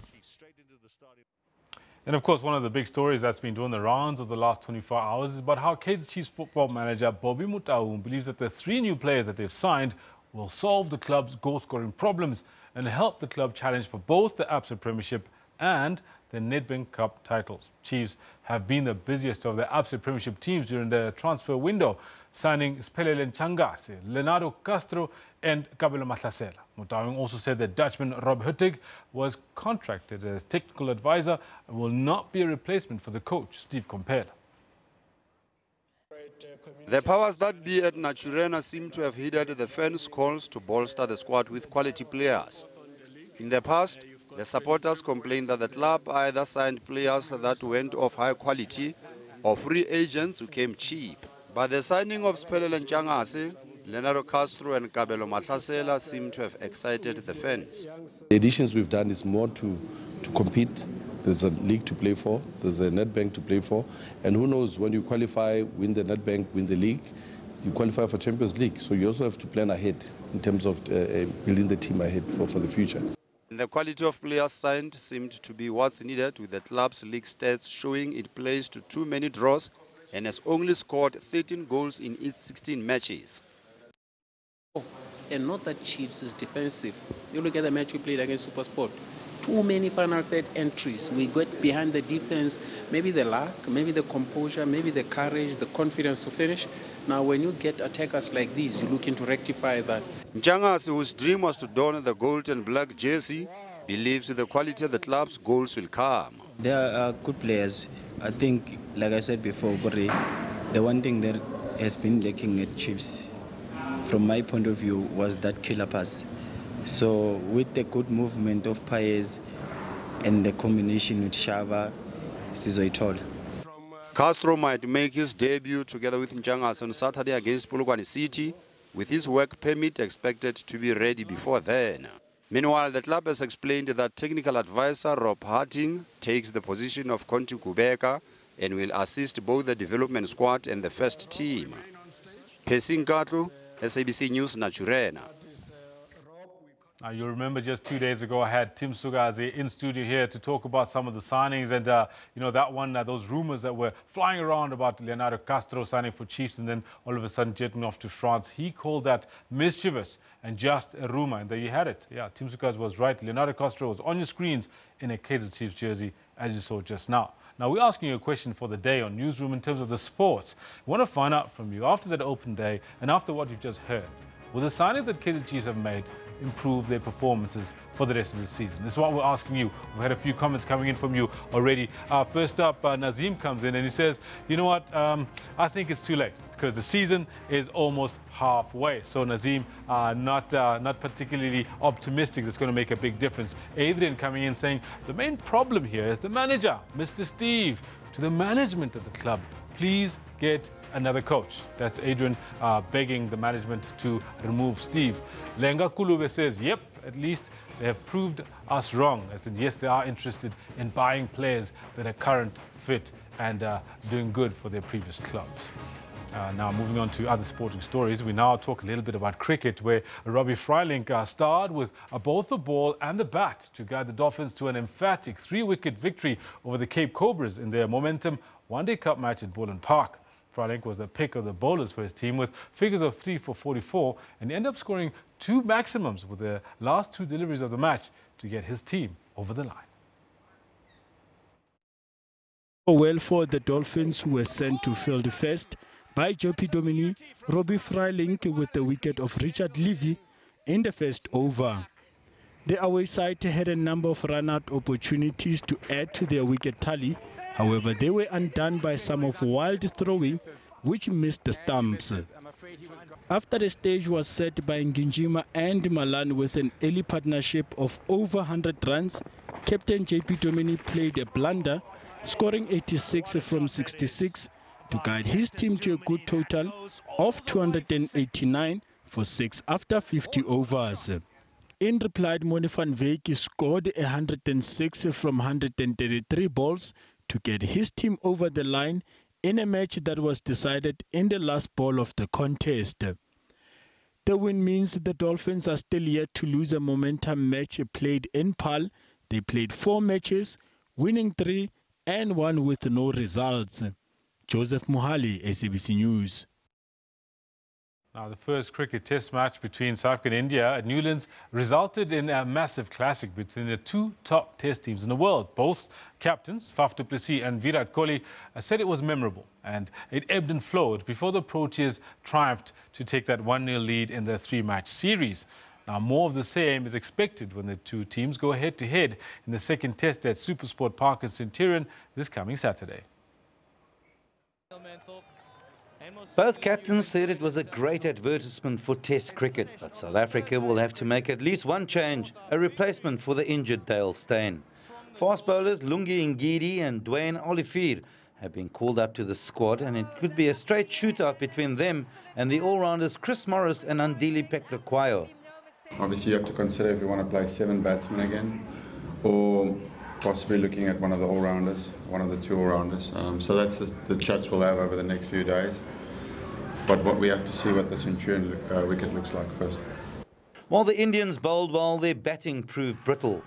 Vice-captain Ajinkya Rahane, who was a surprise omission, could replace Rohit Sharma, while opening batsman Shikhar Dhawan could be replaced by KL Rahul.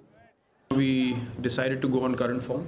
Rohit had scored runs in the last 3 test matches that he played, and and he was batting really well, even in the series against Sri Lanka. So we did that similar thing with Shikhar as well some time back.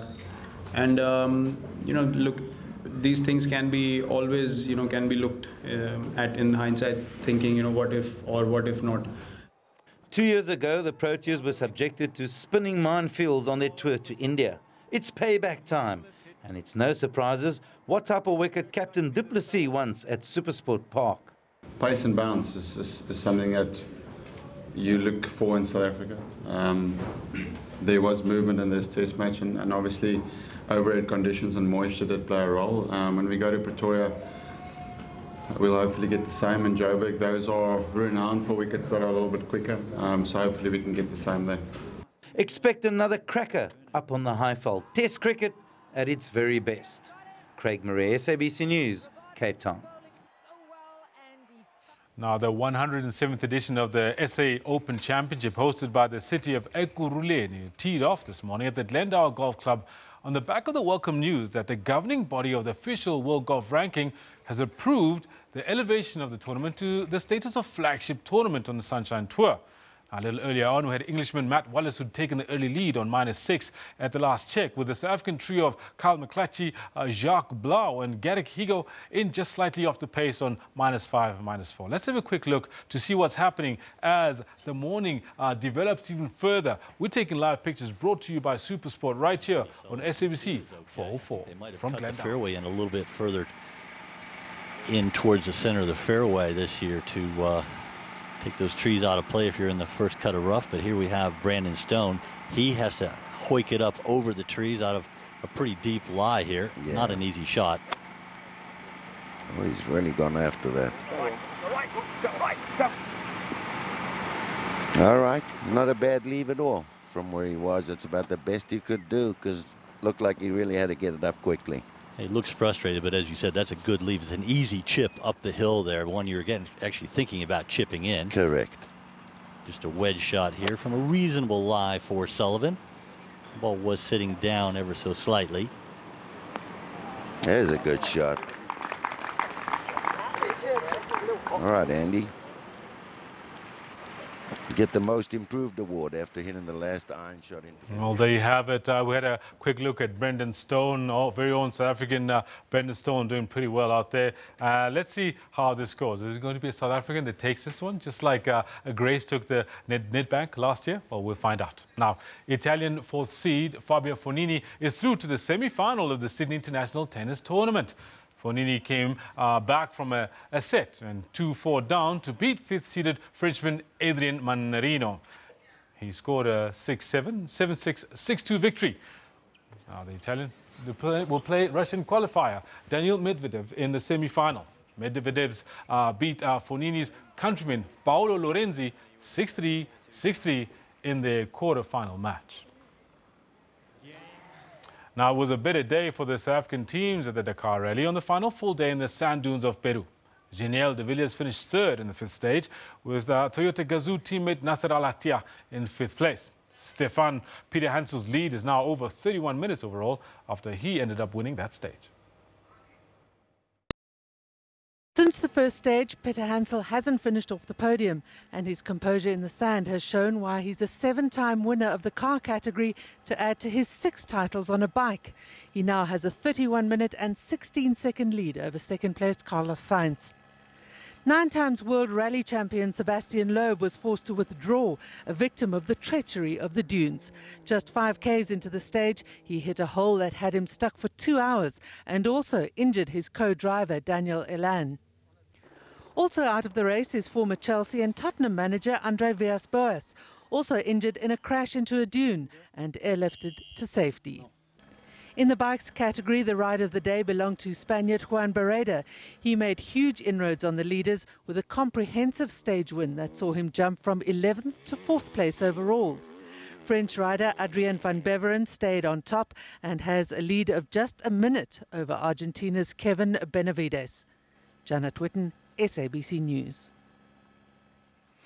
All right, now that's where we'll leave it with the sport. As you know, that Mzwambeja has been out in Nkunu, also having a chat every now and then with my colleague Shante Yankees. Now we're about to cross over to him now just to hear what is going on out there. Mzwandile, good morning to you. And one of the things that's really quite key for us is to find out how things have changed since you last spoke to Shante. We'll definitely be trying to make sure that we do link up with him, because it's quite key to see on this really important time when the ANC NEC is meeting out in the Eastern Cape. What else is transpiring on this particular morning? Mzwai, I don't know if you can hear me now. Good morning to you. Can you just give us an update on what's transpired since you last crossed over to us?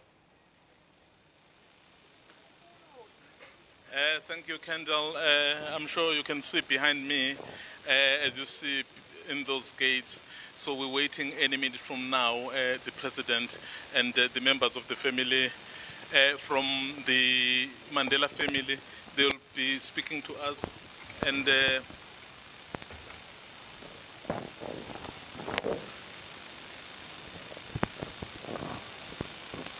Mzwai? This is Mzwandile Mbeja showing us exactly where the gate is. As you can see, like, security is at the gate right now, and we're quite keen to see what is going to happen over the course of the day, what's going to come out of it. There was news that the media and the rest of the world was expecting yesterday, which didn't quite happen as was expected. Having said that, these are heady days for the ANC. A new president in charge of the ANC, a new NEC, a compromise, as some people call it. But having said that, we are here in Nkunu waiting to see what's going to happen. Mzwai, can you take us further with what else you had to say to us? oh, sorry about that. And I think it was one of those technical glitches, you know, in this industry, time and again. Those things do happen. But we are waiting for President Cyril Ramaphosa and the members of the Mandela family to come and brief us. You know, they've been meeting for over an hour, and this is part of the ANC's renewal program. They've been visiting various presidents to really pay tribute to those who are the founding fathers of this organization. Today they came here to Nkunu. You know, Nkunu is a very important place, not only in South Africa or in Africa, but globally. Mandela was a global icon, respected the world over. So this is quite an important occasion. And particularly, Kendall, you'll remember when Mandela was president, one of his preferred people was Cyril Ramaphosa. But of course, then the ANC traditions and perhaps the elders prevailed over him, and then President Thabo Mbeki then emerged. So you can see, even for him personally, there is that emotional reconnection. So he's come to someone he knows wanted him in the first place to be the president. Yes, he's not the president of the country yet, but of course, given the dominance, the electoral dominance of the ANC, and perhaps the renewal that we are seeing. So it's likely that perhaps come 2019, or we don't know in terms of the transition what will happen.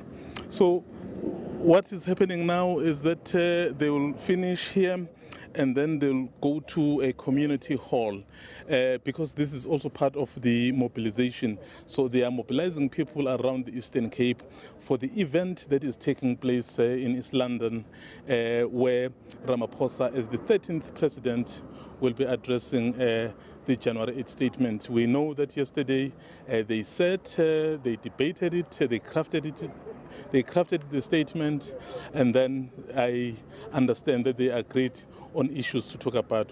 We can expect, I think, from that statement for the ANC to focus on the issues of economy.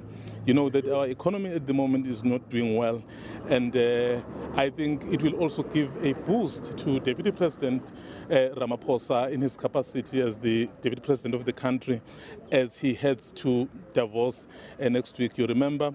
So he'll be leading the delegation to Davos next week, the World Economic Forum in Davos.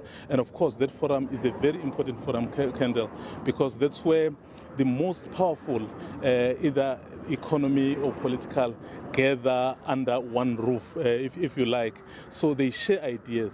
Yes, it's not a formal event, but it's that important informal networking session of the most powerful, the captains of industry. So you can imagine. So here is a renewed president who is then going to a very important gathering with a renewed mandate. And I'm sure if I step out of the picture, I can see Mandla Mandela and the SG of the ANC coming, and the provincial leadership. Well, the president is not here yet, but I think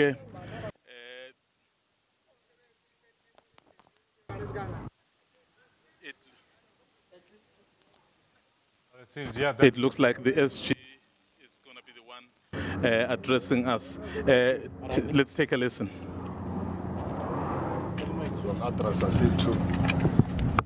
Good morning.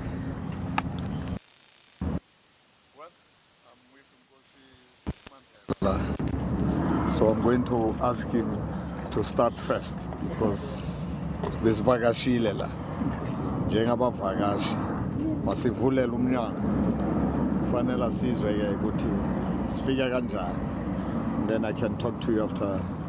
Inkosi.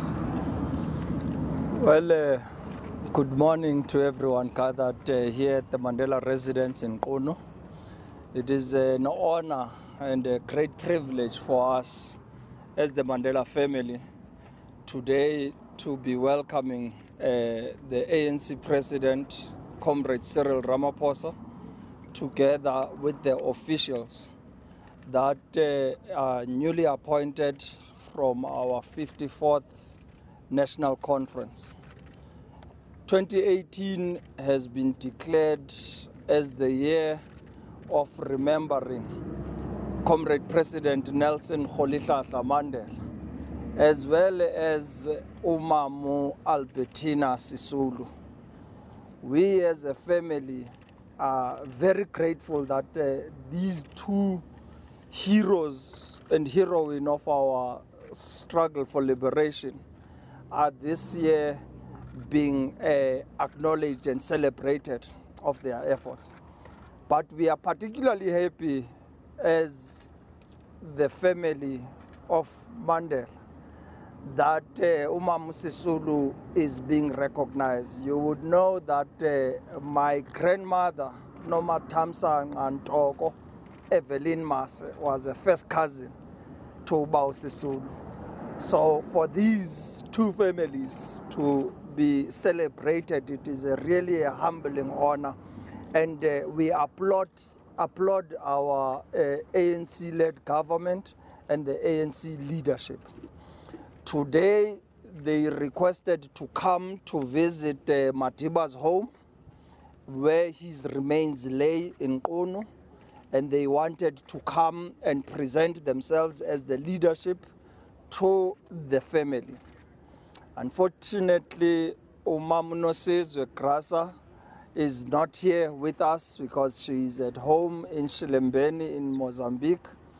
She has instructed that we must open the doors to the leadership of the ANC because this is what Madiba left us with. This is a home of the ANC.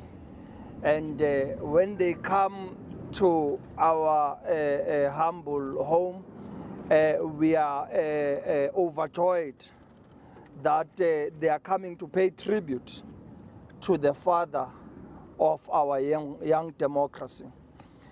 They have placed their intentions and requests to go and pay tribute to Madiba at his grave. And as a family, we welcomed that. And it is a necessary step to be undertaken. But we have requested that traditionally, there are things that we have to adhere to as a family before we go and take them to the graves.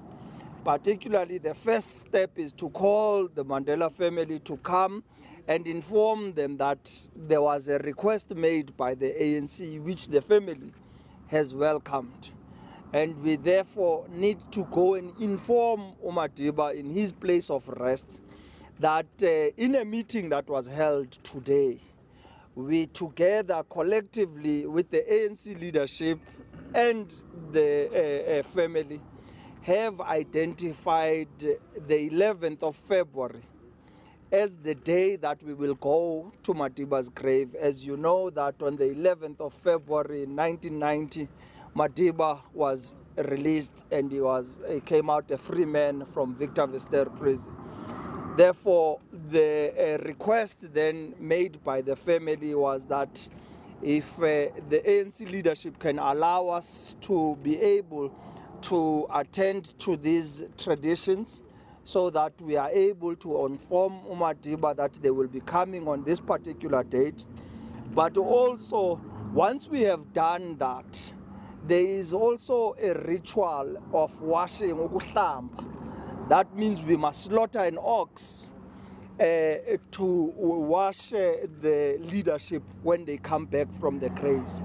And that cannot be done because of the program of the day. They've got other commitments that they are going to.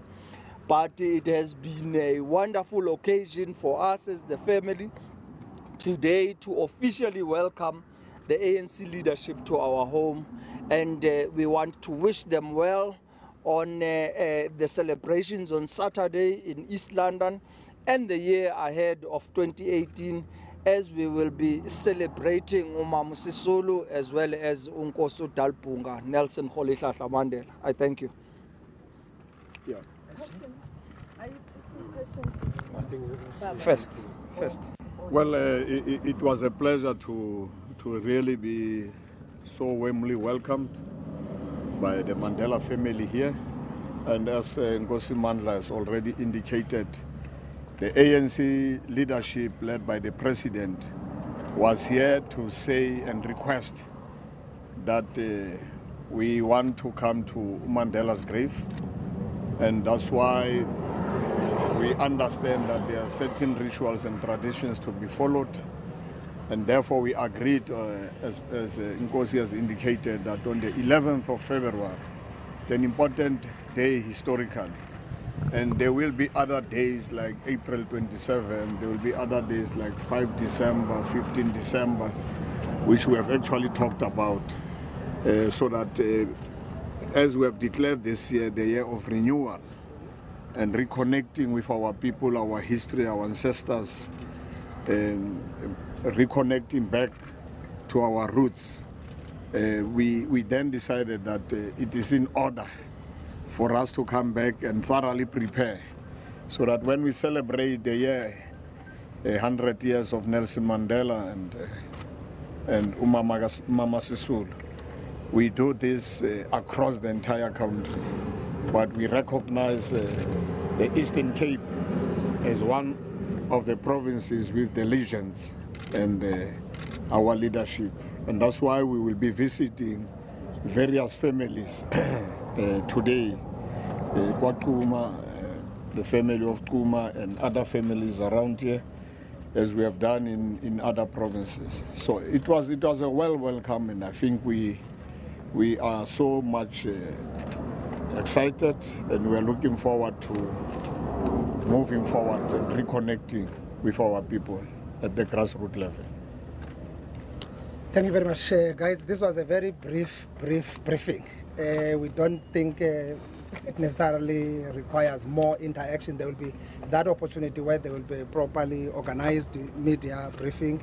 You engage with a lot of issues. They will all be packaged. From here, the leadership is, President will just be greeting the community down here in the multi-purpose. From there, the Secretary General is going to over 80 kilometers down, west direction, to visit Dr. Kuma's family and also have a mini rally there around the sub-region. Deputy President is going to the west side of the province, Craddock, to visit Reverend Canon James Kalata and Craddock, 4 families, and lay wreath in those particular graveyards. So that's a kind of a hectic schedule. President, what else official? The President, National Chair, they will remain here. From there, we are going to the Great Place, the Bumbane Great Place, to meet the King, traditional leaders, and the community as well. So that's how we are wrapping up the day. Afternoon at 3, President will be doing a walkabout in King Williamstown, taxi rank, meeting people at the mall, and all that. That's how sweet it is. Thank you very much. Have a safe trip back to East London. See you there. Okay. Thank you.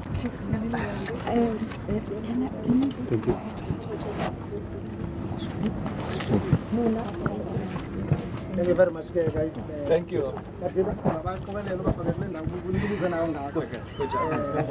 That was the briefing there from the ANC Secretary General Isma Khashule and Mandla Mandela, who is representing the Mandela family, basically telling us that the request by the ANC leadership to go and visit the grave of Madiba has been granted, and that will happen on the 11th of February. And of course, that will coincide with a very important day, because that is the day where Mandela was released back in 1990. It's back to the studio. So I thank you very much for that concise and very interesting briefing right there. As you heard it out there, they're out in Gunu. And what I found most interesting was how the grandson of Nelson Mandela described and actually pronounced his own surname. Mandela is what he said. The only other person I've heard say that is our very own Lulu Gabu. She's always been onto something. Now I hand over back to Shantae, who's going to take you further. Shantae, a very interesting days that we're experiencing right now with regards to the ANC and what they're busy with, but I'm sure you got more on the matter. Definitely. Thank you very much for taking us through that, as well as our sports there. That was Kendall Makamate. Let's get back to your news. You'll start off with the Northwest Police this morning, as they are describing what happened in Rustenburg last night as a complete breakdown of rule of law. A police officer was arrested for allegedly dealing in drugs, and another suspect was arrested for allegedly raping a 17-year-old girl. Well, police say an unconfirmed number of community members also set alight several houses at various locations in the CBD. Residents are being urged to remain calm and comply with directives that have been given by law enforcement officials. Chaos erupted in the Rustenburg CBD. Buildings were set on fire by residents, angered by the alleged failure of the police to respond to a 16-year-old girl's claims of rape and kidnapping.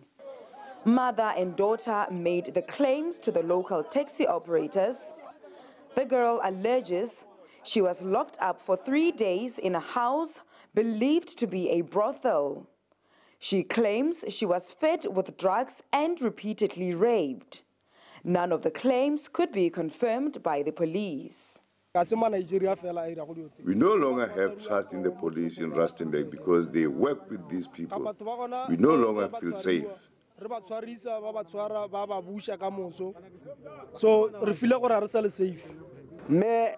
mother and her daughter reported what happened to the police, but they did nothing.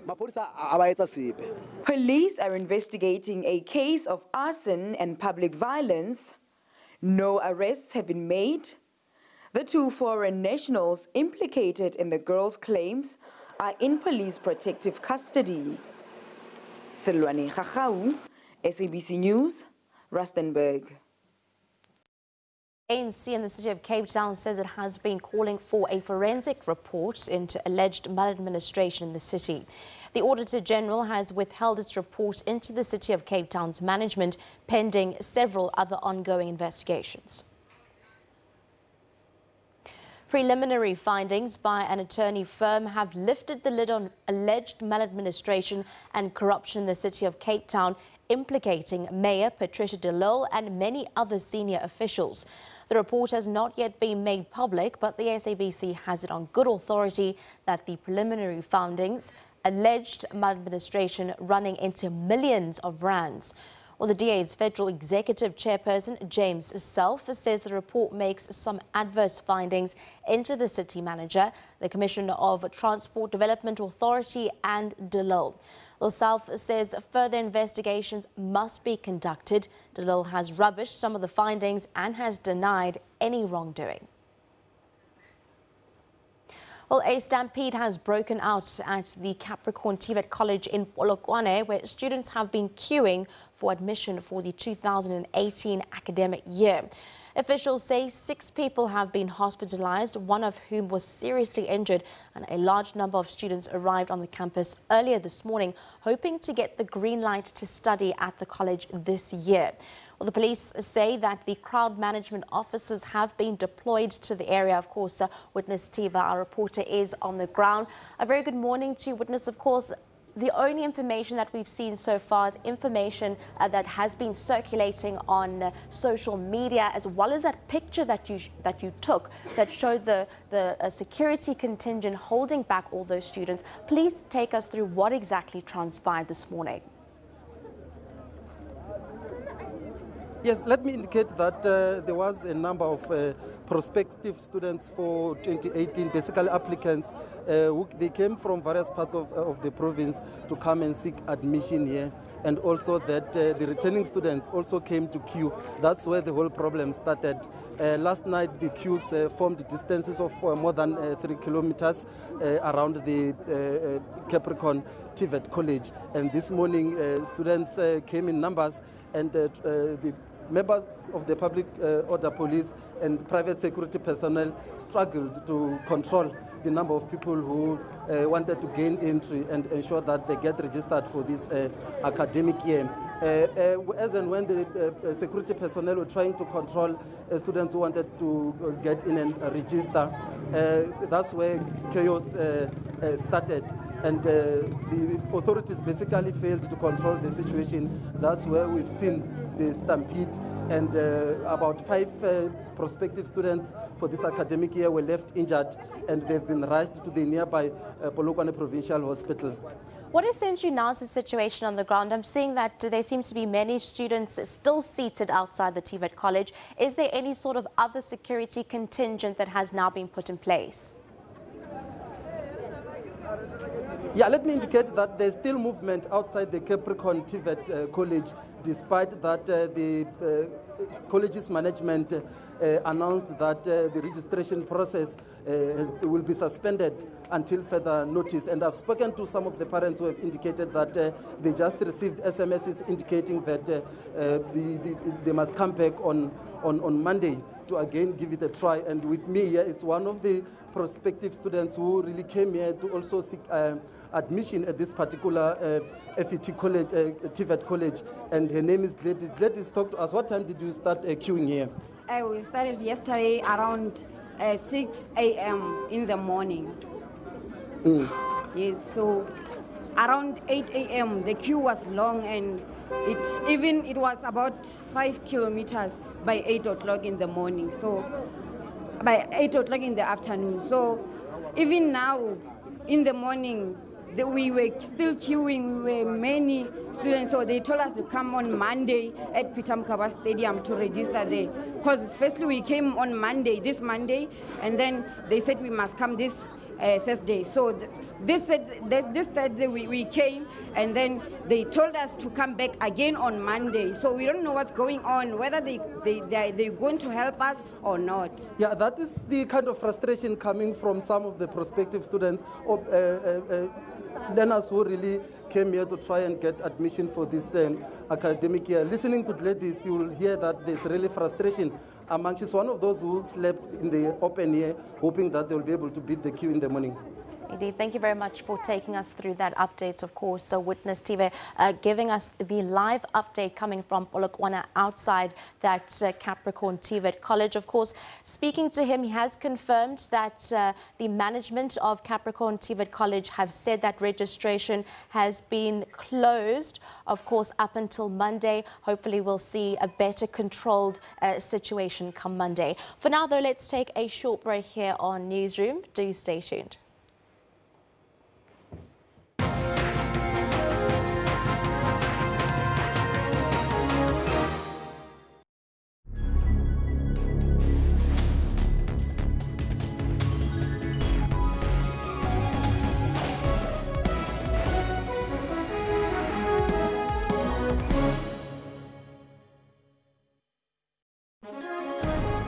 Rights and recourse tackles constitutional issues. When South Africa became a constitutional democracy, we had a fairly sound legal system in place requiring the Constitution to guide the direction in which it must go and the way in which it must be refashioned. The Justice Ministry, the custodian of human rights. We actually have a plan to come up with a comprehensive review of our human rights instruments. Advocates dealing with evidence. Sometimes you have to use a crook to catch a crook. So we expected that the credibility would really be taken to task. You try and consult your witnesses and prepare them as best as you can. Hashtag Rights with Dumila Matez on legal issues every Sunday at 2 o'clock Central African Time.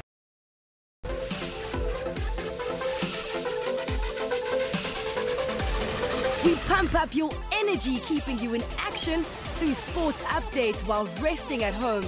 This is what's happening in your world of sports every weekend. In the second half, Kolisi and Jaco Kriel combined well, and Kolisi scored his second try. He was also named man of the match. Confusion from the West defenders gifted Batosi with a close-range goal.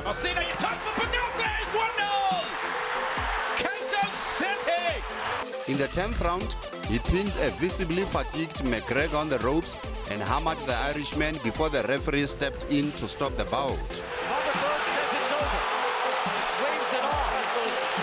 He's a tough competitor. He's a lot more experienced, especially in the layout. Keep it locked on Sports Live every Saturday and Sunday at 20:30.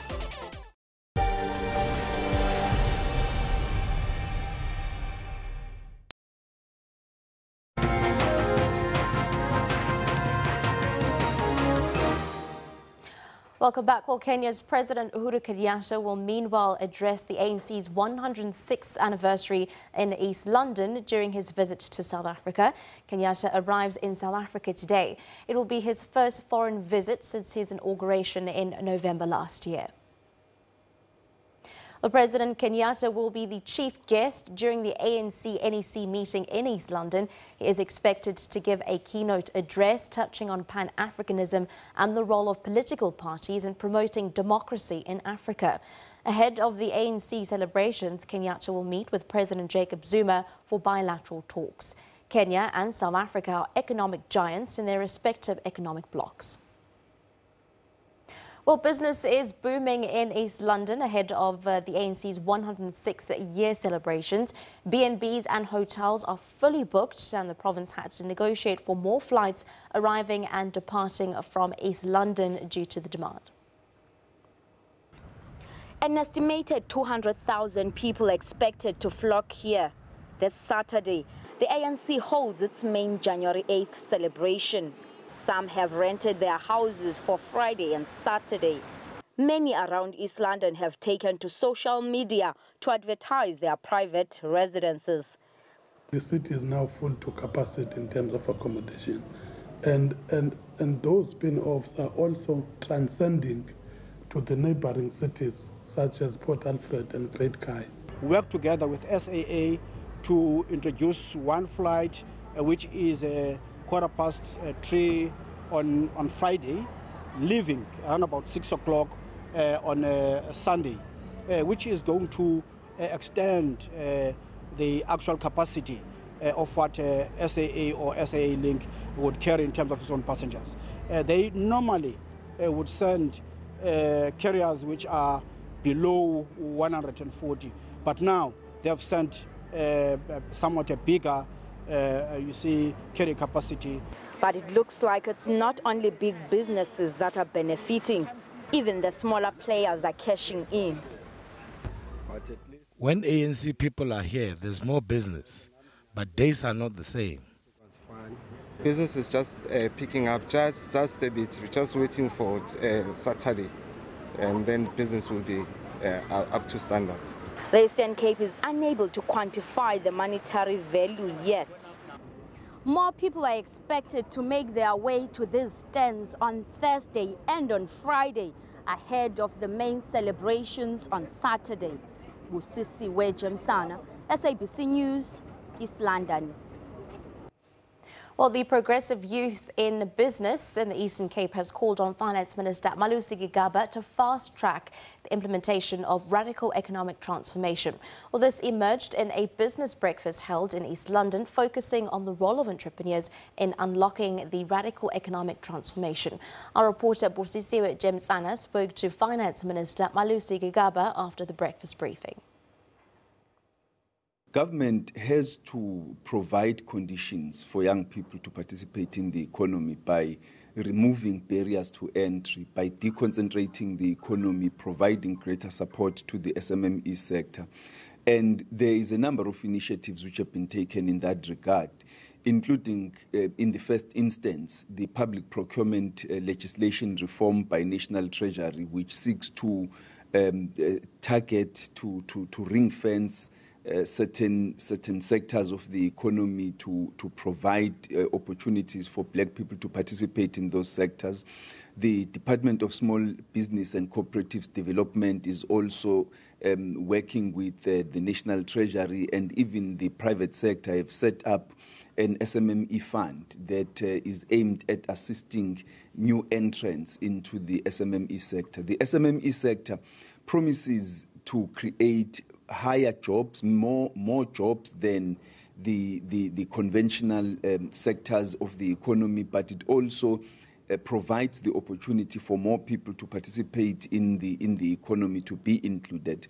But the Department of Trade and Industry also provides funding for black industrialists. So what we are saying to young people is that there are things that we as government can do to remove barriers to entry, to deconcentrate the economy, to provide the infrastructure required to ensure that they have market access into various sectors of the economy, and to even set up the funds that can fund their initiatives. But what we need from them is to come up with the ideas, to identify the sectors they want to be involved in, to organize themselves, to ensure that they can then access those sectors and not only focus on seeking tenders in government and on seeking shareholding in existing companies.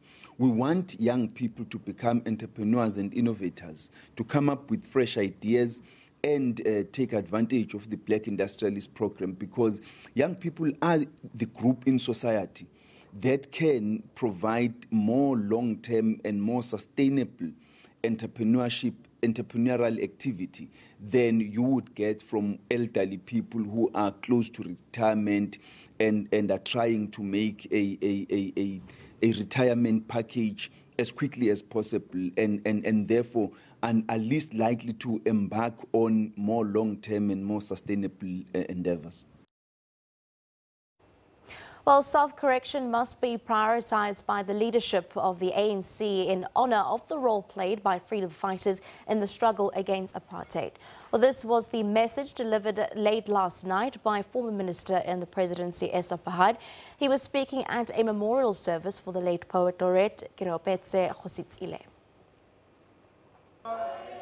John Nkadimem branch paying its final respect to the country's renowned poet.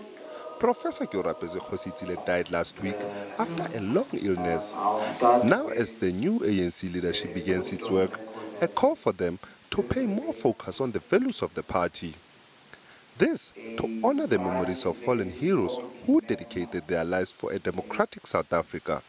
Isop Bahad called on the ANC leaders to steer the party back to its cause of fighting social injustices. The ANC and its alliance partners must have the courage to take the risks to promote sustainable economic growth, development, and redistribution in the interest of the masses of our people. Continuing in the same vein, struggle stalwarts say Khositsile's commitment to the liberation struggle was exemplary. Comrade Willie lived his life to the full, and he shared it. While we mourn his passing, we have to celebrate his life. Here was a South African who had effectively become a very, very, very important link between ourselves and the international community. Without any airs and graces, he did that without any putting up, showing everyone that he was a poet that was recognized the world over. The official memorial will be held at Johannesburg City Hall on Thursday. Nhlanhla Khatlani, SABC News, Johannesburg. But we do want to say... The Parliament Subcommittee Rules Committee is moving with speed to finalise the rules guiding the impeachment of a president. Well, this follows the Constitutional Court ruling that directed Parliament to implement these rules without delay.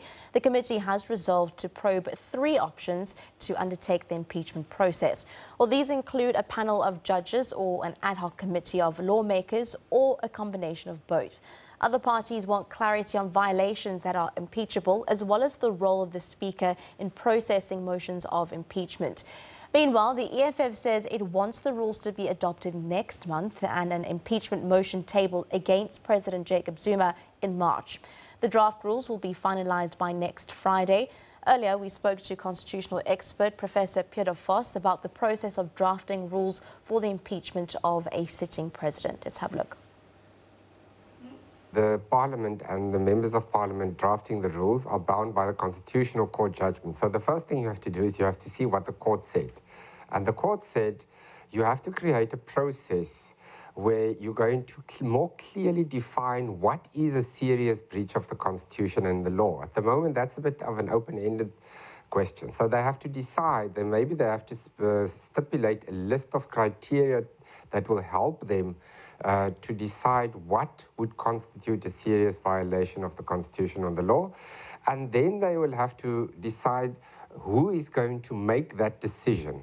It will have to be, said the Constitutional Court, a process within Parliament, but it cannot be dominated by the majority party, because then it becomes a party political decision and it's supposed to be a legal, factual decision. And so that is the difficulties that they are going to struggle with. They will have to come up with that process.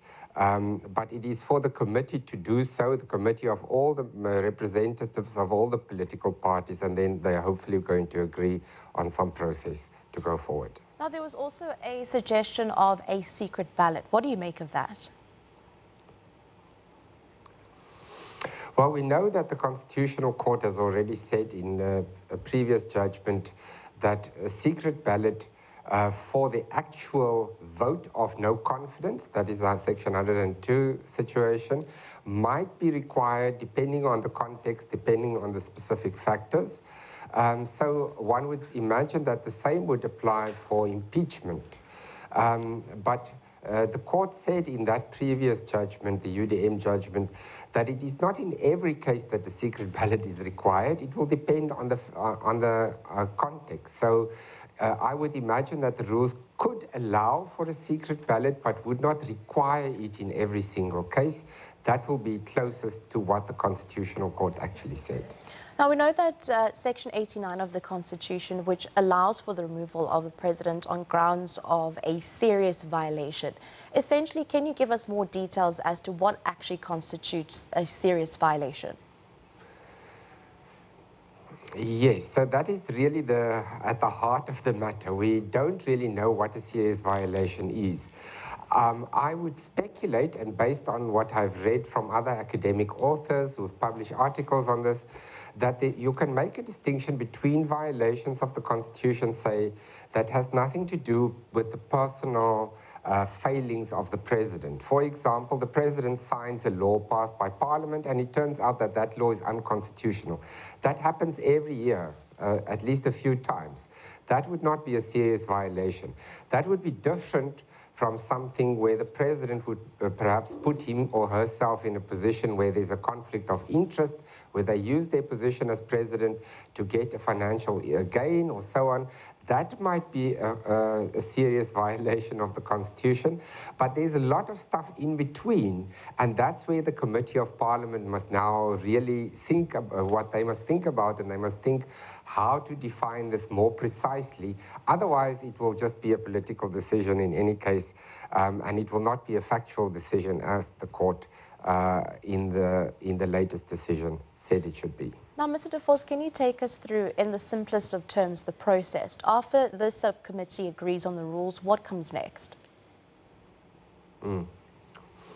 So firstly, the subcommittee they have to decide on the rules, then the rules must be adopted by the National Assembly, and then in terms of the Constitutional Court judgment, there will have to be in terms of these new set of rules, there will have to be a new impeachment process. Remember, there was an impeachment vote before, but the court has now said that was not done properly. It was done in terms of rules that didn't really provide for impeachment in the proper way. So they really have to redo the previous impeachment vote, but this time it will have to be done in terms of the new rules, where there will have to be two legs to the process. Firstly, there will be a factual finding.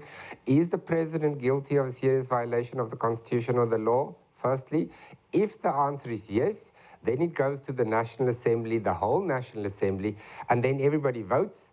And then, of course, that's where the politics come in and where the various parties might take a different line on whether there should be an impeachment or not, and it has to pass with 2/3 majorities to be successful. Yesterday was, of course, day one. It was quite a lengthy and tedious morning. We do know that the EFF wants the subcommittee to finish this process by the end of next month.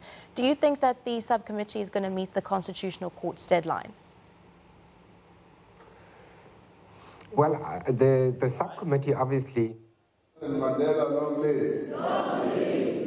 Long live the spirit of John Mangalibalele Dube, long live. Long live.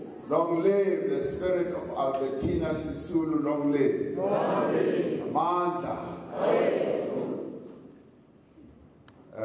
Hambisa umsebenzi ndiyabulela nawe sihlalo sephondo lethu apha ngibulise amalungu we-National Executive Committee, bulise ne-Executive Mayor yethu, bulise neenkokheli zethu ze-region apha nama-branch nabo bonke amakhosi alapha.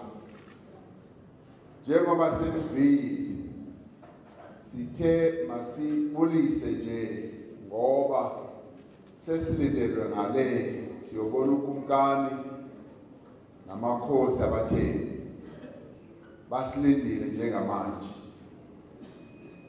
Kodwa apha sizawubuya futhi nizawuchaza kakuhle ukuthi sizawubuya nini. So sicalele usihlalo ukuthi i-top 6 beyilapha. Secretary General uye kwenye indawo, Deputy President naye uye kwenye indawo, Deputy Secretary naye uye kwenye indawo, no Treasurer General. Sendisalendo yedwa ke nosihlalo lo. nomkwati. Ngiyambona ke umkwati selendedwa. Indoda enhle yalapha e-Eastern Cape. Akasemhle nalendlovu zakhe ngiyabona. Comrades, sithe ukukhethwa si-National Executive Committee,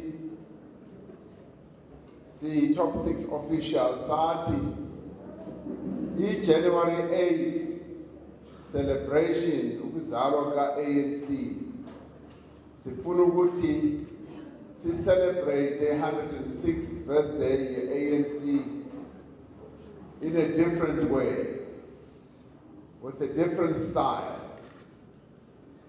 And we said we want this year to be the year of Nelson Mandela. Throughout the year, we will be celebrating Nelson Mandela's life, who would have been 100 years this year on the 18th of July had he lived. Last year was the year of Oliver Reginald Tambo. But this year is also a very special year. It is also a year of celebrating the life of Albertina Sisulu, who would also have been 100 years had she lived.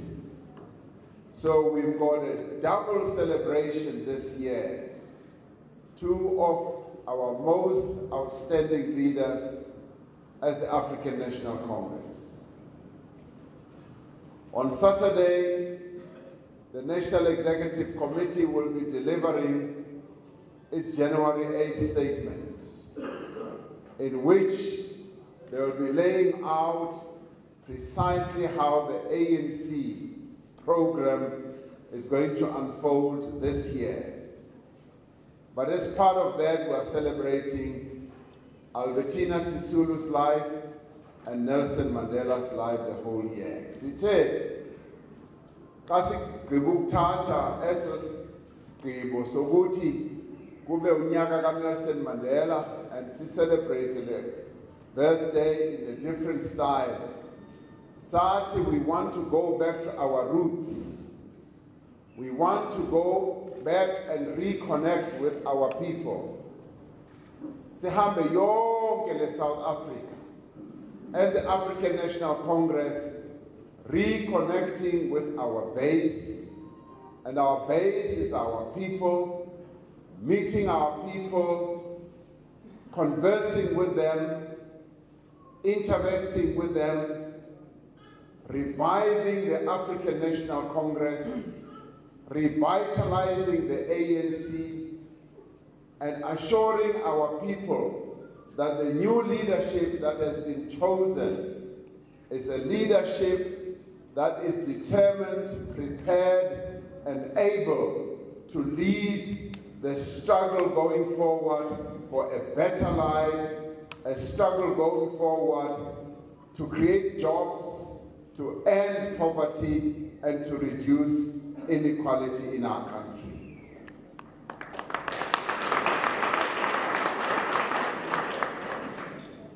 So this is the leadership that we are going around presenting to our people.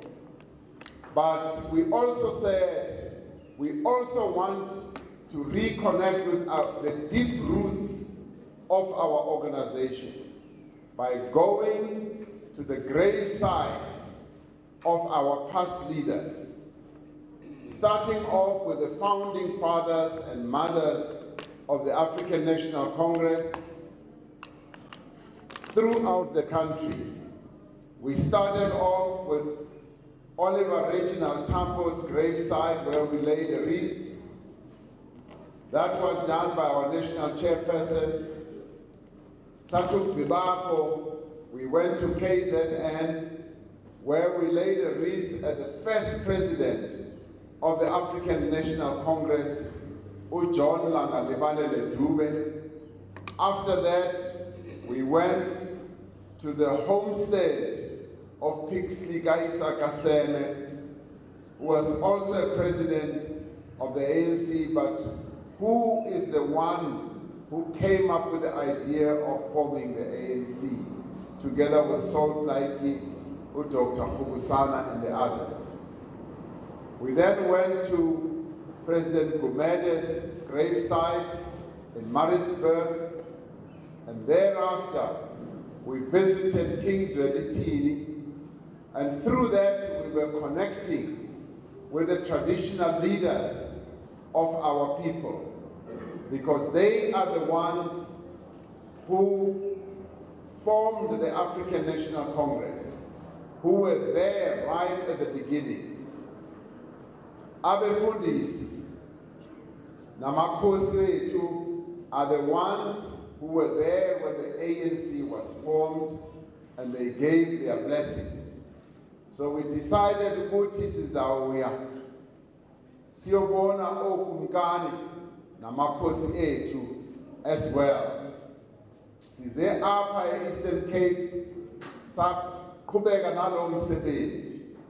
Sawubona okumkani, sizawuqhubeka sibabone bonke okumkani bethu apha namakhosi. Njengoba senivile silindelwe ngale siyobona okumkani wabathembu namakhosi abathembu. So we are on this journey. Now, the Eastern Cape is the home of legends, the legends of our revolution.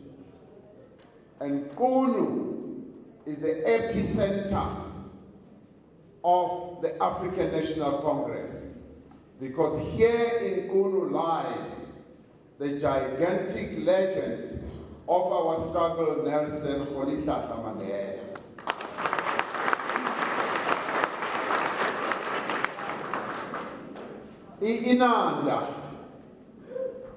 Inanda represents the original roots of the African National Congress, where lies the first president of the ANC, John Langalibalele Dube. Now, we are an organization that has roots. We are an organization that has a history. The ANC asiyona umafikizolo. We did not arrive yesterday. We have a history, we have a tradition, and by doing this round, this pilgrimage, we have embarked on a historic pilgrimage, which we want to do every year, to go and rekindle, to go and revive that spirit of service to our people by visiting the grave sites of our leaders. And by so doing, comrades, we are going around to all these grave sites, shaking the bones of our forebears, so that those bones can come alive and their spirit and their flesh can rejuvenate the African National Congress, so that the ANC can go back to what it was in the past. Ibuye leya ANC yethu esiyaziyo esithandayo. Sishukumisa amathambo. EBhayibhelini kunencwadi kaEzekiel ethetha ngokushukumisa amathambo. Yiloo nto esiyenzayo ngoku, sishukumisa amathambo. Azawuthi xa eshukumile la mathambo, nizayibona i-African National Congress. Abangayaziyo bazayibona xa imile, xa ihamba, xa igijima, xa ibhabha i-ANC ukuthi i-ANC kaBandlela, ANC kaMandela, ANC kaTambo, ANC kaDube ibuyile. Yona le ANC ebesikhalela kule minyaka edlulile ukuthi mayibuye le ANC ifikile i-ANC.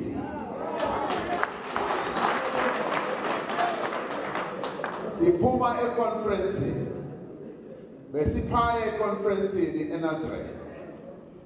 Abantu abaninzi bebecinga ukuthi i-ANC izawufela phaya eNazareth. Abanye kakade bebefuna ukuthi iyofela phaya, singcwabe phaya i-ANC, sithi xa sifuna siye phaya emathuneni ayo eNazareth. Khange yenzeke lokho. Ila i-ANC uyile. And i-ANC Maqabane ikhethe inkokeli, ama-branch, amasebe e-ANC bakhethe inkokeli. Bathe abakhetha le nkokeli bathi sizanidibanisa nonke, noma niyathanda noma nithandi, sizanidibanisa niyosebenza kunye. Yile inkokeli ezikhethiweyo ngoku. So xa ujonga phaya ku-top 6 bebekhona abanye abahambela le, abanye bahambela le, abanye bangahleki nalo, bangathethi nalo. Amalungu e-ANC bathi sizanidibanisa noma ningathandi, silapha manje njengo-top 6 sidibene sineyo. Xa uyijonga nayo i-National Executive Committee, abanye bebeya ngapha, abanye beya ngapha. I-membership yathi nizawudibana nibe yinto enye. So sine-National Executive Committee edibene manje, and iphuma all over the country. Onke ama-province akhona kule National Executive Committee. Abanye baphume Western Cape, abanye baphume Northern Cape, eLimpopo, e-KZN, e-Free State, eMpumalanga, e-Gauteng, e-Eastern Cape, yonke indawo, Free State, sidibene sonke, Northwest, sidibene sonke, and sidijaniswe i-African National Congress ukuthi siyosebenzela umphakathi, siyosebenzela isizwe ukuthi siqede indlala, sakhe imisebenzi, siqede inhlupheko. Iyona le National Executive Committee ekhethiweyo ezawuwenza lo msebenzi.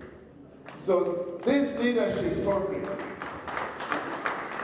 this leadership that has been chosen is a combination of different views, different approaches, different thought processes, different orientations. It's all been combined in the top 6 officials, in the National Executive Committee, and each one of us brings a particular strength to the African National Congress. Each one of us is talented in a particular way. Each one of us brings something that is new, that is fresh to the African National Congress. So we can be proud as members of the ANC, Ogoti, we've got a top-class leadership in the National Executive Committee of the ANC. Oh, you know, the usual tendency is that we will always want people who think like us, people who are like us, people who do things the same way. Njengoba mina ndimnyama kangaka, kunokwenza ukuthi ngifuna abantu abamnyama kuphela kule National Executive. Okanye abantu abahle njengami nje. Ukuthi ngifuna abantu abahle njengami. But the membership ye-ANC ithe zandibanisa, abanye bazoba bahle, abanye bazoba in between, abanye bazoba ehlakaniphile, abanye bazoba ngamaprofessor babe, abanye bazoba ney'ntshebe bafane nomkwathi, and so forth. So we've got a leadership, comrades, which we must believe in, which we must support, which we must trust. And iyona into yagqibezela ngoku ngoba ixesha lisishiyile. Iyona into endiyishoyo kule leadership njengopresident. Ndithetha ke njengopresident kubo lithi the one thing esifana ukuthi siyenze the leadership mayimanyane, it must be united. We were elected to unite the African National Congress. Yona into yokuqala to unite the ANC. Into yesibili, we ourselves as the leadership must be united. Lento yokuthi sihlale silwa ngokwethu mayiphele. It must come to an end. Asisabi ngoku. Yona into endiyithethayo. And we must speak with one voice. Xa sithetha with one voice, and that voice is the voice of the African National Congress. So Makaban, the leadership is of ithetha on Saturday. Ikhupha the January 8th statement. Umkhombandlela ukuthi ANC iyaphi na kulo nyaka. Sithethe nomndeni kaMandela khona ngoku. Sithe kubo sicela imvume yokuthi sisebenzise igama lika Tatu Nelson Mandela the whole year. Basivumele ukuthi bayavuma ukuthi indeed this must be the year of Nelson Mandela. So sivunyelwe yifamily. Uma ucinga ukuthi siyahlala. Xa ucinga ukuthi siyahlala xa sithetha ngoNelson Mandela sifumene imvume. So throughout the years of sithetha ngotata Nelson Mandela. Eyesibili bathe bafuna sibuye ngomhla ka-11 zikaFebruwari.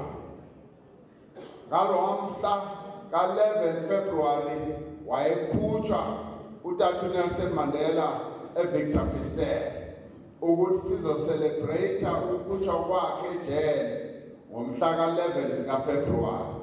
So iphondo lethu, they will make the arrangements. Sizawubuya futhi apha sizawuba nexesha elidenyana lokuthethisana nani. Into ekhona nje sifuna ukuthi nazi ukuthi this is the year of remembering the icon of our struggle, Nelson Mandela, and this is the year of action. This is the year of unity in action. This is the year of renewal. This year, we are renewing and uniting the African National Congress and making it the ANC, the true ANC of Nelson Mandela. We will be doing all this, remembering him, repositioning the ANC, renewing the African National Congress. We will be doing all those things that Nelson Mandela would have wanted his organization to do. We will be seeking to fulfill his promise to the people of South Africa that he will make sure that the ANC gives them a better life. We will be doing everything we can to adhere to the values of Nelson Mandela, the principles of Nelson Mandela, ukuthi the ANC ilwise zonke izinto ezimbi ebesilokhu sizibona zenzeka apha embuthweni wethu. Zokulwisana ne-corruption, ukuthi abo abayeba imali, we must deal with them. uNelson Mandela wayezofuna njalo ukuthi abayeba imali, we must deal with them. Nelson Mandela would have wanted us to rid the ANC of corruption. Nelson Mandela would have wanted us to make sure that the ANC becomes attractive to the people of South Africa once again. Yona ito esizobasiyenza kuwo wonke lonyaka. Sithi futhi akekho ofana no Nelson Mandela. Nguye kuphela. Nelson Mandela, Nelson Mandela, ayo otwanale wena.